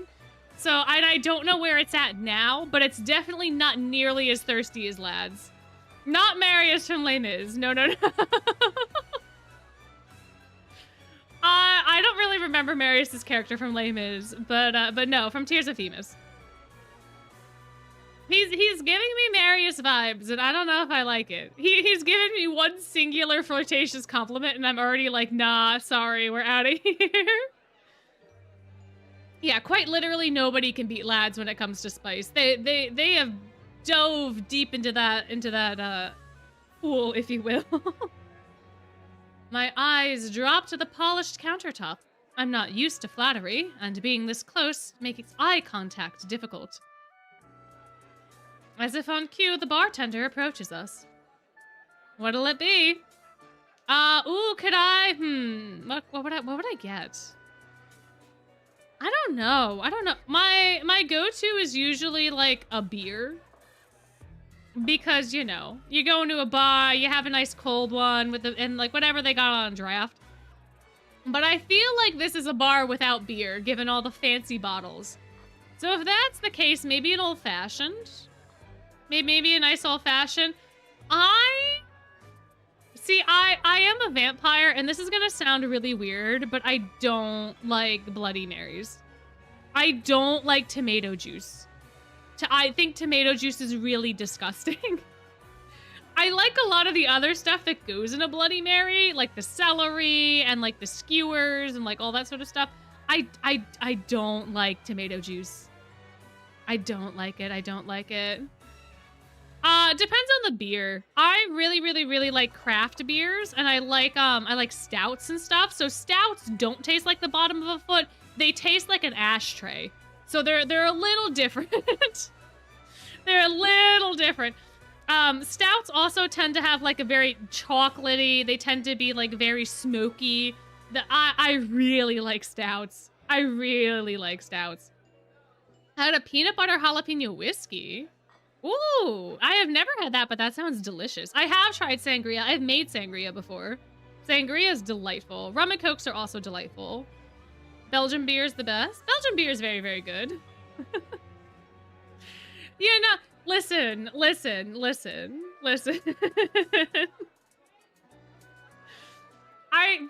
I like stouts. I don't like the ones that are overly smoky. The ones that legitimately taste like an ashtray, I don't like. But most of the stouts that I drink taste like chocolate. Like, it's like chocolate or it's like s'mores. It's like that kind of smoky, so I like them better. I don't like Yingling, Natty Light, all that sort of stuff. That's just water. That doesn't even get to be classified as beer. Yingling is probably the least offensive of all, like, the domestic bottled beer you can get. But, like, Bud isn't beer. Bud Light is barely even water. I'm a very, very connoisseur of beer. I am, you know, as we've discussed before, German, so beer's a big thing. Mead is also really good. Mead is very, very good. Mead is very sweet, though. I can't really do sweet drinks, but I've tried Bock before. Tastes like burnt toast. Yeah. And then you have to be careful with some of the beers, though, because, like, if you get, like, a Belgian triple, then that's basically a wine. Because it's, like, triple distilled. So, like, there's some beers that will taste more like a wine. There's like, all sorts of other stuff. Oh, twisted teas are very good, too. Yeah, twisted teas are very, very delicious. I like fruity drinks as well. I just don't like things that are overly sweet. But anyway, we should probably see what our options actually are. Oh yeah, IPA beers. IPA beers tend to be high anyway, but IPAs can either taste really good or they can taste like you're eating grass. It's very much a toss-up. But yeah, I'm very much a stout person, though. Surprise me and add anything my friend wants to my tab. Water. Water's good. Nah, I'm gonna have whatever he's having. Nah, I'm gonna be a good sport. I'm gonna be a good sport. While the bartender leaves to fix our drinks, Leander leans his elbows on the counter. His sleeves right up, revealing a long, raised scar.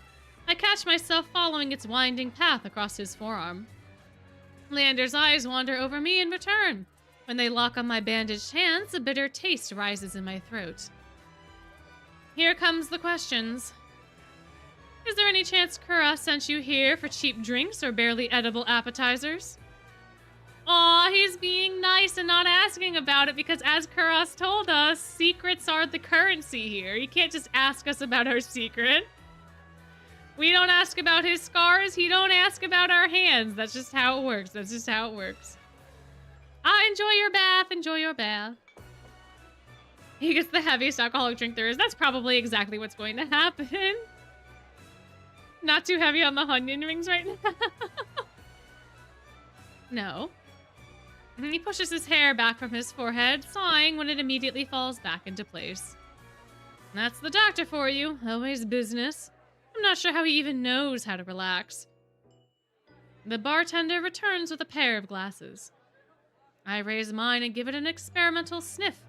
It smells faintly yeasty, like a beer, but with an undercurrent I can't quite place. A quick sip confirms my worst suspicions. It's awful. Briny and sour with a distinct hint of pickle flavoring. Pickle? Pickle? Pickle and what? Oh, he gave us a pickle shot. What do you mean? Oh man, I love pickles. I don't like pickle juice. Pickle juice is just vinegar with spices in it. Oh man, we got a pickle shot. Darn. I was hoping for like some brandy or something. Besides me, Leander takes a deep swig from his glass. Oh, it's not even just a shot. It's like a whole drink. Oh no, I picked the worst option.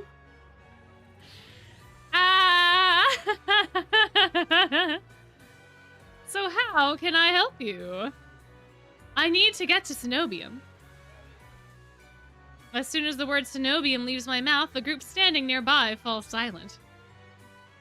From the wary looks thrown my way, it's clear I've broken some taboo. Hello, hello, welcome in, welcome in. It's going fantastic. We met a super hot doctor, and now we're meeting this fellow. And he's gonna help us, maybe. It had to be the Cenobium. Leander pushes away from the counter. Let's continue this conversation outside. I rise to follow him. At least we don't have to drink the pickle juice anymore. My goodness, my gracious. Pickled onion juice? Oh, man. Just picturing a big jug of branded pickles with just the juice. Oh, man. Oh, man. My goodness, my gracious. Leander leads me into an alleyway tucked behind the wet wick. Layers upon layers of frayed and faded Adderson posters plaster the walls. Seeing them side by side, the resemblance between Leander and his printed likeness is impressive, if abstract. Cross didn't send you here to ask for a personal escort to the Cenobium, did he? From his tone, he already knows the answer. No, but he suggested that I reconsider. Yet here you are, asking about a guide anyway. He looks at me expectantly. I don't want to tell him about my curse. And the less people know about my monstrous capabilities, the better. Thankfully, Leander takes my reluctant silence as an answer. Are you aware of Iridia's particular currency? Information's worth its weight in gold here. So he wants us to spill the deets. He wants us to give him all the deets. Well, I'm sorry, sir, but we can't do that, can we? We can't very well spill all our secrets, man. I don't know. I don't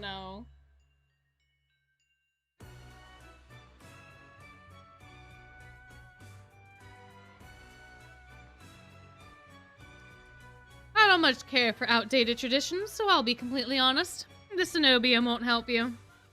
They're more likely to torture you than lend you a hand. Torture? My teacher never described anything like that. Your teacher was also going to use you as an experiment, so like, do we trust them in that capacity?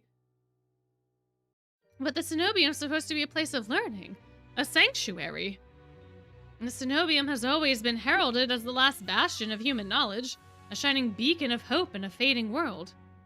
If any place held answers, it would be the Cenobium. That's why I came here. Leander nods patiently. You're not the first person to fall for their propaganda. I grew up idolizing the Cenobium. I wanted nothing more than to join their ranks, to learn magic from the best, to make a real difference. I was young and blinded by the legends and the legacy. I was so damn naive. He shakes his head. All it took was one trip here to Lowtown to show me the truth.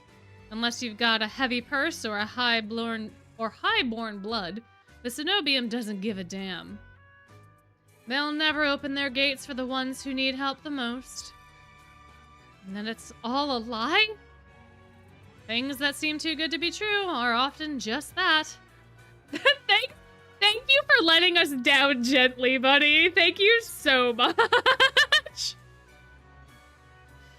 What a guy. What a pal. Thank you, buddy boy. What a good time. Such a simple statement, and yet it leaves me really weighing something on his mind. But that doesn't mean you're hopeless. Far from it. I found the Adderstone to help people like you. We settle disputes, slay feral soulless, hell. We've even been known to patch a leaky roof or two. Whatever troubles you, we can help, free of charge. I'm shaking my head before he's even finished his speech. My patience is wearing dangerously thin. I appreciate the offer, but my problems can't be solved by a group of good Samaritans. To my chagrin, Leander doesn't look remotely surprised. And then you're looking for help with something serious, something not even Kuros could crack. It must be a truly remarkable problem if you came all the way to Iridia searching for help. Tell me, how can I help you? Leander may not work for the Cenobium, but if his demonstration was any indication, then he's even stronger than the mage who raised me. She couldn't do anything about my curse, but maybe. Indecision gnaws at me. I don't know if I can trust him, but it's not like I have any alternatives. I hate to admit it, but this might be my only path forward. My confusion comes out in a strained whisper. I'm cursed. He looks me up and down, talking, taking in my face, eyes, and finally my hands. Is that why you bandage your hands? My touch is dangerous. It changes people, hurts them. Before I've even finished, Leander pulls his left glove off. He flexes his fingers and grins. All right, let's see it. What do you mean, sir? What do you mean? Bro. You were flirty before. But now you are flirting with death. I have to advise you against this course of action. Sir, I don't think that this is going to end as well as you think it is going to. This is a very bad idea. I have a feeling that Leander's gonna end up killing me. I have a feeling I'm gonna be like, yeah, sure, bud, whatever, and he's gonna end up killing me. As he offers me his hand, a prismatic flash of magic ripples across his palm. And okay. An enchantment for protection. Okay. But I'm already shrinking backwards. I can't. I don't care how confident Leander is. I won't allow myself to hurt him, to see his kind face unrecognizably warped. I don't want to hurt you. I'll be fine, trust me. I've seen enough curses and hexes to last me 2 lifetimes, but I'm still standing. Do you really think Kuros would send you here if I couldn't handle it? Kuros didn't know. Maybe he did, though. Maybe he did, because he probably saw our arm and saw everything, because our hands were like, you know. But we didn't tell him anything about the curse, buddy. How should I know? I only met him today. I'm twice as good as any Zenobia mage. If anyone can help you, it's me. You don't know what you're asking me. I'm asking you to trust me. I look from Leander's outstretched hand to his confident smile. Then I begin unwinding the bandages from my hand. If you lose control, don't say I didn't warn you. You can tie me up first if it'll make you feel better. Take us out to dinner first! Wait, what? Buddy, stop, please, buddy. Listen, you don't know what you're messing with, my dude. His attempt at levity does little to comfort me. With each joint I expose, I grow increasingly certain that this is a terrible idea. But if he's bothered by how my hand looks, he doesn't show it. All right, deep breath on my count. My fingers hover shakily over Leander's palm. 3, 2, 1, save the game. Touch him, I'ma touch him. I'ma boop him. I tap his palm once, as quickly as possible. It's barely more than a brush, but that's all it ever takes. What? He's so close!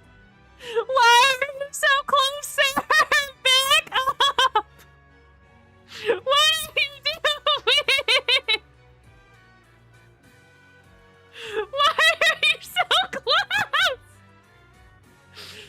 Heart racing, my eyes dart to his face, but Leander only smiles gently.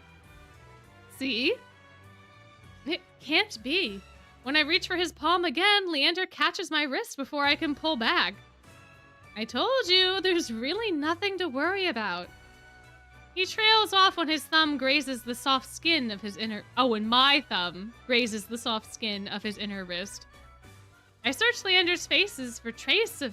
Faces? Faces? I search Leander's face for traces of madness, but his eyes remain a clear, soft green. Neither of us speak as I trace the contours of his palm, lost in an awareness I wasn't anticipating. It's not as though I've never been touched before. My curse only extends to my hands, and desperation spurs create... Okay, sure, yeah, But all that pales in comparison to this. I've never experienced such intimacy. My fingers, long deprived by years of bandaging, picking up every single detail, the grooves along his palm, the smooth shell of his nails, the bones in his wrist. For as long as I've lived, I've never been able to hold someone's hand without dire consequences. I never realized what I was missing. While Leander's pulse is steady, mine hammers as fear gives way to excitement. I think I need to let him go. I cannot lecture him about boundaries if I don't keep them myself. I think I have to let him go. I think if I let it go too far, bro's gonna get a little creeped out, which would be fine because I wanna hang out with the doctor, but he's friends with the doctor. So I gotta keep this business focused. I gotta keep things business related. I draw my hand back and take a steadying breath. My head feels like it's stuffed with cotton. Habit alone guides me through the motions of rewrapping my hands, although my fingers tremble too much for the bandages to lie flat. You could say we're touch-starved. Yeah. True.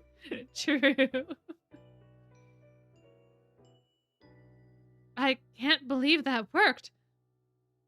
I've really forgotten my manners. May I ask your name? Yeah, no, we were just fondling his hand. We should probably exchange names. I'm Silvernoct. This curse of yours is unlike anything I've ever seen before. I can tell you're careful, but it's best you keep this between us. Are you staying in Lowtown? I pause. Room and board was something I'd yet to consider. I don't know. Let's get you properly settled, then. Aw, thanks, buddy. The Wick is noticeably quieter. Without their leader, most of Leander's followers have disappeared. Oh, dispersed, sorry. Or in a few cases, have fallen asleep besides their drinks. Got any rooms left, or did my lot grab 'em all to sleep it off? The bartender, who I now realize doubles as an innkeeper, slides a key onto the counter. The usual room. Leander laughs. Oh, hold on. Leander. Oh, wait, I understand. Oh, I got it. Oh, I understand. Oh, there's subtext. Ah, he's blushing. Yep, I got it. Not like that, barkeep. Not like that. Leander's laugh sounds slightly strained. No, not today. This is just for my friend, Silvernoct. Right. Stay as long as you like. You two have fun. Barkeep, we're here on business. We're business associates. We're all about the business. Have fun? Leander clears his throat, then holds the key out to me. I hesitate. My coin purse barely holds enough for a day's worth of meals, let alone a room. How much do I owe you? Nothing, my treat, since you've shared your secret. Food, drink, a warm bed, anything you need. Carefully, I take the key from him. It's small but heavy in my palm. I never expected to have a warm bed in Iridia, let alone free meals. Thank you. Iridia's twice as dangerous as it is wondrous. Be careful out there. And if you need a reprieve from what haunts you, come find me. I nod, taking one last look at the gleaming bronze key before tucking it into the pocket of my cloak for safekeeping. Leander gives me a friendly wave before returning to the bar. Aw, thanks, buddy. Oh, look at the room. My, dust glitters in the sparse rays of light illuminating the room. The furniture is tired, the walls cracked, and a large lumpy bed serves as the centerpiece. I can't remember the last time I slept in a bed, and I'd never imagined I'd sleep in one tonight. When I collapsed onto the bed, the springs let out shrill squeaks. Finally, I can allow myself to rest. My eyes fall shut before long. We get to see the room in this demo, 2.0. Oh, the older demos not have a room? Did not have this room specifically, maybe? I awake to pale sunlight filtering through the narrow windows. Despite the clamor of the tavern below, the precious hours of rest have restored my strength and gifted me a flicker of cautious optimism. If I play my cards right, today could be the day I get closer to finding a cure. I quickly head up of the wet wick. Oh, they had a room, but we didn't get to see the... Oh, I see. We didn't get to see the background. Got it. I see. So the art is new, essentially. Understandable. The air clings, sodden and heavy with the lingering scent of rain. Without the afternoon crowd, the district looks barren and bleak. In the middle of the street, a pair of crows quibble over stale bread crusts. I pause, watching them while I consider my next move. Karas and Leander both made it clear that the cenobium can't be trusted, but I came so far and endured so much to give up now. I need to see the cenobium for myself, if only to satisfy my curiosity. Surely someone in the bar can point me in the right direction. Am I gonna still be dumb? Am I gonna still be dumb and try to go to this place that is bad for me? Is that what's gonna happen? You think we would learn a thing or two? You would think that we would learn a thing or two being out here and doing all this stuff and talking to these people. My goodness, my gracious, me oh my, me oh my. What a time, what a time. But unfortunately, I'm about to turn back when a shadow passes over me. A cloud, I think, until a puff of hot breath tickles the back of my neck. The shadow trickles down the street in rivulets. Formless dark spreads like ink into blotted shapes. Claws stretch, a muzzle splits open to reveal long, jagged teeth. A growl rumbles so low and deep I feel it in my chest. It is a blot. You're right, it is another overblot. It is a grim overblot. Oh, man. I want to run, to scream, but I feel trapped, as though the slightest movement or breath will snap the jaws around me shut. No, I won't let it end like this. If I'm going to die, I want to look at what got me in the eye first. I steel myself, then turn. Oh? The shadow vanishes as quickly as it came, and I'm left standing in the middle of the street, alone save for a figure reclining in the shade of a nearby stoop. Yeah? Ah! Look at him! Ah, it's Ernesto 2.0! Hello! How you doing, buddy? How you doing, buddy? Hello! A monster, that much is clear from a glance. One could nearly be mistaken for human, were it not for the tufted ears, the tail curled around his ankle. Or the dusk-pink eyes with pupils that sharpen like needles when they fell on me. We lock gazes and the monster uncrosses his long legs. Man, they're all so gosh darn tall. His hair gleams a shade of red that reminds me unsettlingly of blood where it curls around his collared throat. Jumpy, aren't you? His tone is so light and carefree that I glance over my shoulder to make sure that he's speaking to me. When I look back, the stranger props his chin on his knuckles and regards me with an inscrutable grin. Did you see that shadow just now? It was massive, moved like a beast. Even as I speak, I'm aware of how ridiculous I must sound, but the stranger's smile doesn't falter. The only beasts I've seen are the Wick's drooling regulars, though this did catch my eye. Oh my gosh, he took the room key! Sir!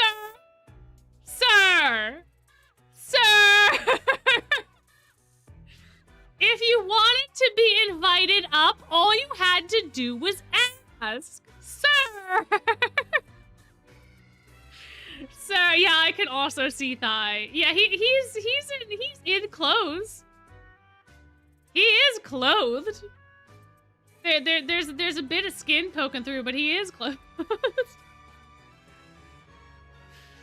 With a flick of his wrist, my in-room key dangles from his finger. It turns on its chain, glittering when it catches the light. My hands fly to my cloak's pocket and, sure enough, find them flat. He crooks his finger, beckoning. I've already taken 2 steps forward before some stifled instinct stops me. Something feels wrong. Yeah! Can we get rid of the UI? How do I do that? How do I get rid of the UI? Let me save first. I'm gonna save over Leander because we're here. How do I get rid of the UI again? How do I do that? It was like a key command, right? It's not gonna tell me. Spacebar? Is it spacebar? It's spacebar! Yeah, no, he's fine. He's fine, guys. He has a little patch of thigh out, but he's fully clothed more or less the rest of the way. He's fine. He's fine. I'm still on the edge, thrumming with so much adrenaline that the stranger's shadow flickers at the edges of my vision. I always seem to attract the worst kind of attention, but I can't get rattled now. Who said that's my key? Oh, he's gonna make fun of me for that. He's gonna make fun of me for that for sure. I feel like both of these answers are just dumb. Like, both of these things that I can say. Because, like, who said that's my key? I literally just patted my pockets. But if I say, where do you find that? He's gonna say, your pockets. Like, what's gonna happen? Thank you for coming and hanging out. Bye-bye. I think I'm gonna try to say, I'm gonna say who said that's my key, because I think that's way funnier. I think that this is way funnier. Who said that's mine? He smiles wide enough to reveal sharp fangs. I saw you drop it. You really should be more careful. City like this, someone might take advantage. A bald face. Is that what it is? I thought it was bold, like bolded text. It's bald? It's bald? What do you mean it's bald? I always thought it was bold. A bald-faced lie said without a hint of irony? It is bold? Why is it bold? Is it supposed? I'm so confused. I'm so confused. Foxman is melding my brain right now. I didn't drop my key and I didn't sense any magic either. He must have stolen it somehow. I approached the monster, careful to keep an arm's length away. He doesn't look dangerous, but the most deadly ones never do. Can I have my key? The stranger's chain softly clinks with the tilt of his head. His ears flick. Keeping your distance? I'd be stupid to trust you. You took my key. You think I stole your dinky little key from all the way over here? He gives an exaggerated sigh. Bald is the older version? Oh, because it's with no expression or no cover. Oh, interesting. Okay, I see. I'm good with my hands, but not that good. Do I really look like a common thief to you? I mean, if there's a pot and a kettle,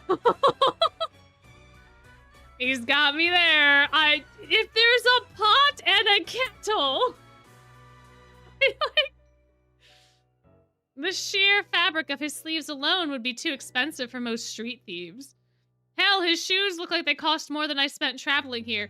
But he could steal from the rich. Why are we only thinking about, like, if he could have stole this whole outfit. He could have stole the whole thing. He has shadow powers. I assume he has shadow powers. And then there's the shop behind him.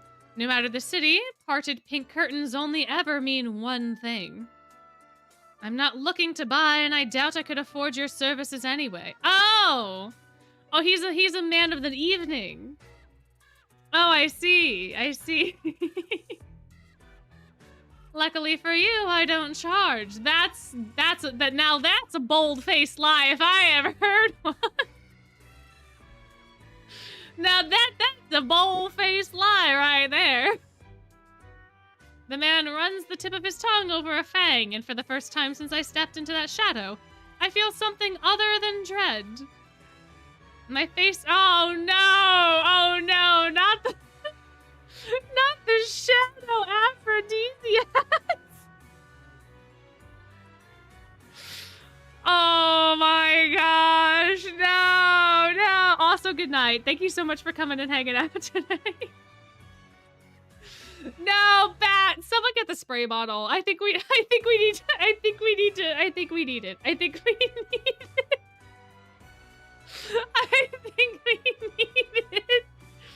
I didn't mean to assume. I'm flattered, really.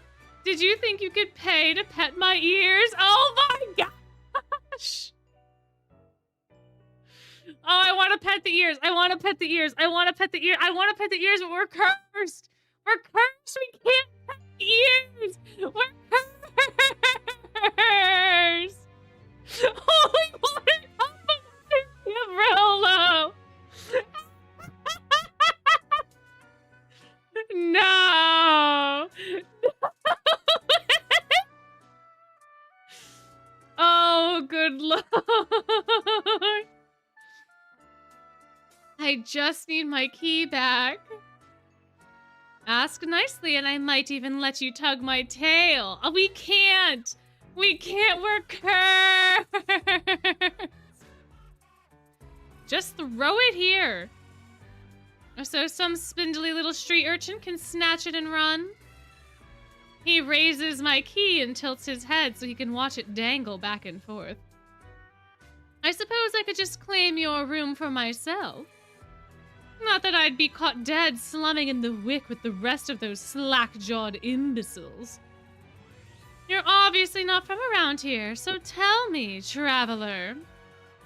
What misfortune brought you to this wretched place? His voice practically drips with derision. What does that word mean? Derision. Definition. Contemptuous ridicule or mockery. Ah. I see. Uh-huh. I'm not telling you anything. What could have possibly drawn you to this dreary little pig pen, I wonder? He listlessly watches the arc of my key swinging around his finger.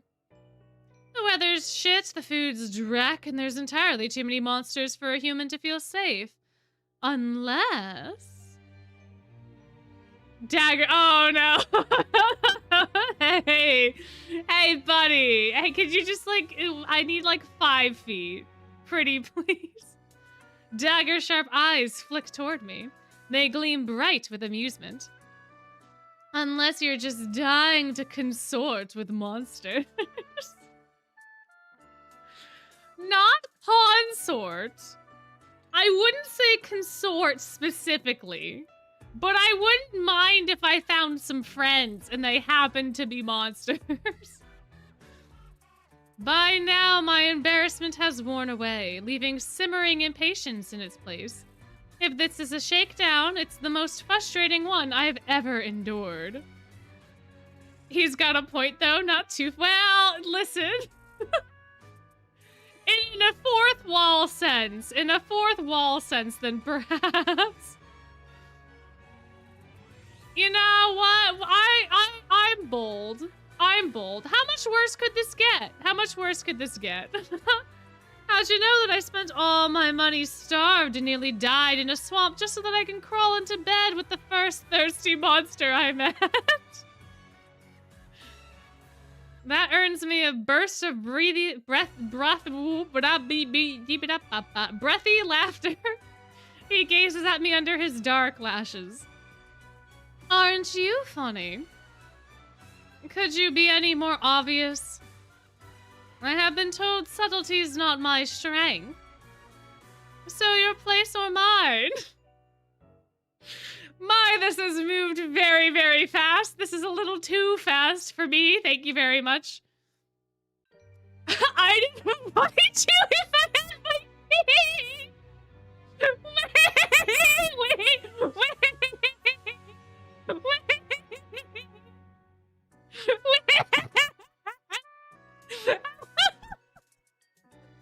If only I had my key, I might be able to invite you up. Oh, I love it. I love it. His languid gaze glides from me to the key in his hand and back. Take my hand and we'll go together. Oh, no. Uh-oh. The more he flirts, the more convinced I become that this is some kind of trap. No matter how innocent monsters look, they always have tricks up their sleeves. And something tells me that this one's more dangerous than he lets on, even if he has a lovely laugh. Oh, lovely.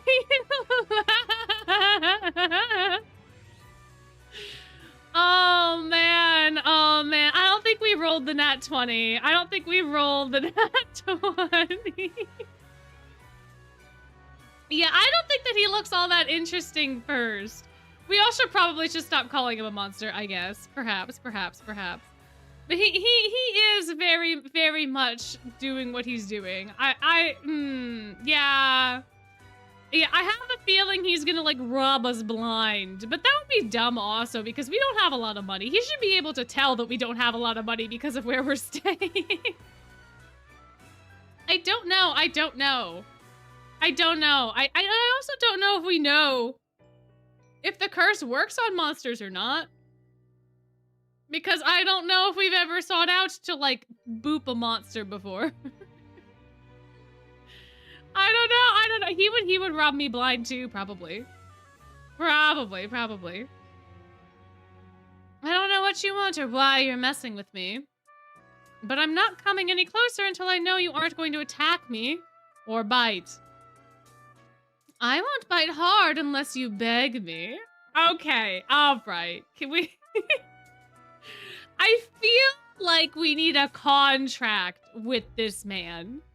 I feel like we need to very explicitly list out, sign, and have, like, an affidavit for whatever this is going on.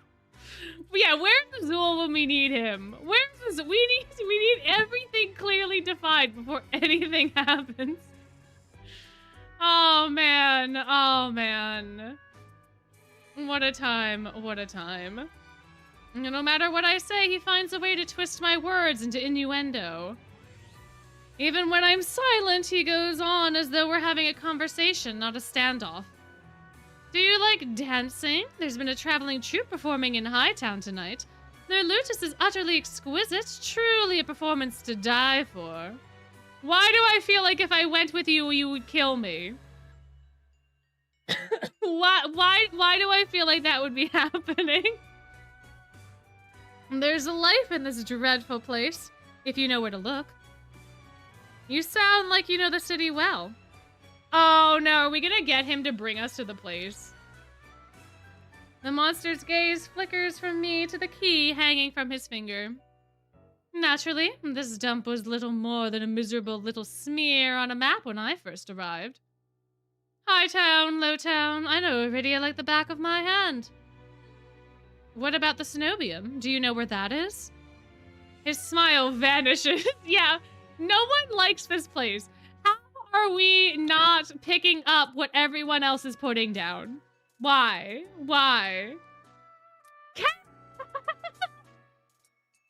Can we pull on the chains? Again, this is why we need the contract. So that way we can clearly define all these boundaries and have it signed and sealed before anything else happens. Yeah, not even he likes the cenobium. Surely you've seen it, that absurdly large tower looming over all the No! Don't tell me the puppy dog towers the cenobium! No, it was so wholesome until we found out that they torture people in the puppy tower. No! What a tragedy! Oh my good lord! It's a little hard to miss.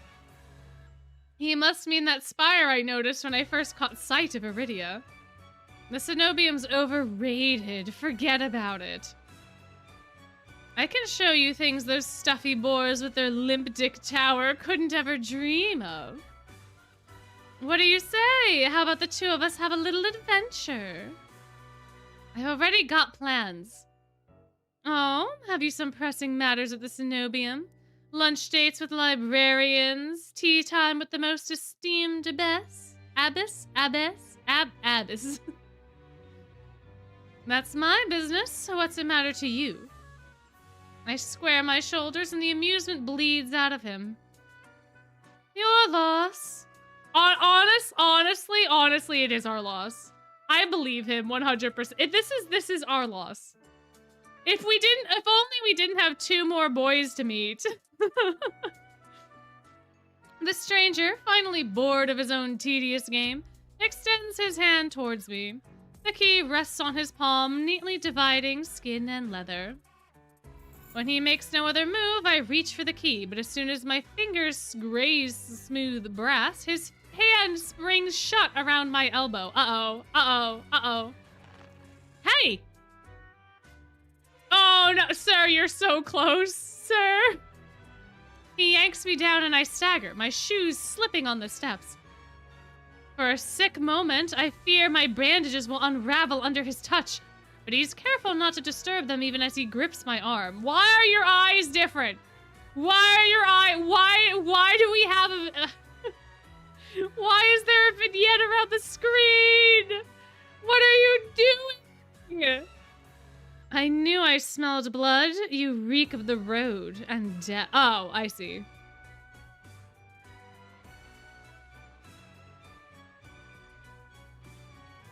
I see. I see. Yeah, okay. All right. You reek of the road and death. And that fucking oh, no! No! He has beef with the doctor. No! Oh, no, my 2 current favorites, and they have beef! Oh, man! Oh, man! Oh, no! Oh, dear. Oh, gosh. His voice, once silken, lowers to a smoky growl. The shadows around him seethe and boil. And something else. He murmurs against my throat. Whoa! Back up, sir! When did that happen? What? He murmurs against my throat. That's so close. Nose grazing my jaw. When they talked about like unconsensual, like whatever. Yeah, okay, I get it. Nose grazing my jaw. His breath trails down my neck, sending a thrill of dread through me. Wait, y'all were saying he was like Leona before? Doesn't Leona also sniff us? Doesn't Leona also, like, for whatever reason, get in close and sniff us and go like, yep, no magic on you? Yeah, Leona was way more polite about it, but oh dear, oh no. His wide, flat eyes gleam with naked hunger as he grazes at me. Gazes, not grazes. He's not grazing. Hold on. He's just looking. He's just looking. Let go. Just when I fear he'll bite, his grip loosens, and his eyes widen with awe. It seems I underestimated you. You're... There! Uh-oh. Oh man, we were gonna hear something really lore significant, but now he's getting yelled at. The stranger's ears flatten and he releases me with a short breath. I yank my arm back, massaging my bandages. He twists around to see a woman duck out from the curtains behind him. Her cenobium uniform is nearly identical to the one my mentor kept tucked away in her closet. I leave you for all of, what, 10 minutes and you're making trouble again? Will you quit harassing the tourists? The stranger, Ver, I take it, rolls his eyes and flashes the cleric a withered smile. So suspicious. Can't you see this is a friend of mine? A natural liar, he grins at me and his tail swishes coyly. The woman purses her lips at me, clearly unconvinced. I open my mouth to correct him, but Ver cuts in. I was graciously offering my dear friend some free advice. Though his voice remains light and cheerful, his expression darkens. Danger's drawn to you like a moth to flame. It will always find you given time. The woman clucks her tongue as though she's heard this recital 102 times. Oh, man. Word to the wise, don't take free advice from lazy foxes lounging in the streets. This crook would sell water to a drowning man for the sheer enjoyment. He's Ernesto. He's Ernesto. Oh my gosh, he's Ernesto. He is. I might have to give up on the doctor. I might just have to. She shrugs off a wilting look from Ver. Oh, please. Any friend of yours knows it's true. Now hold still. Ver rises gracefully at her approach. He pushes his hair aside so it drapes over one shoulder, exposing the long line of his neck. And suddenly, it dawns on me that the jingling I heard earlier wasn't coming from his harness, but a heavy iron chain wound around a hitching post and padlock on the back of his collar. The woman produces a crowded keyring from her pocket. She rifles through a dozen identical keys before selecting one and slotting it into the lock. Come on, unless your friend's tagging along on our merry little soulless hunt. They're hunting for soulless inside the city? Words momentarily fail me. The cleric regards me with a polite, if tight, smile before marching down the stairs. Ver lingers. He stretches his arms over his head with a yawn, and I try not to stare at the way his stomach flattens when he arches his back. Why are we ogling him? Why are we ogling him? I get why, but also why? Why are we doing this? Your little secret's safe with me. Try not to get yourself killed, Ver hops off the stoop and bounds after the woman. His tail sways merrily, as though he hadn't just lied and threatened me. Did you try that thing I mentioned? The I'm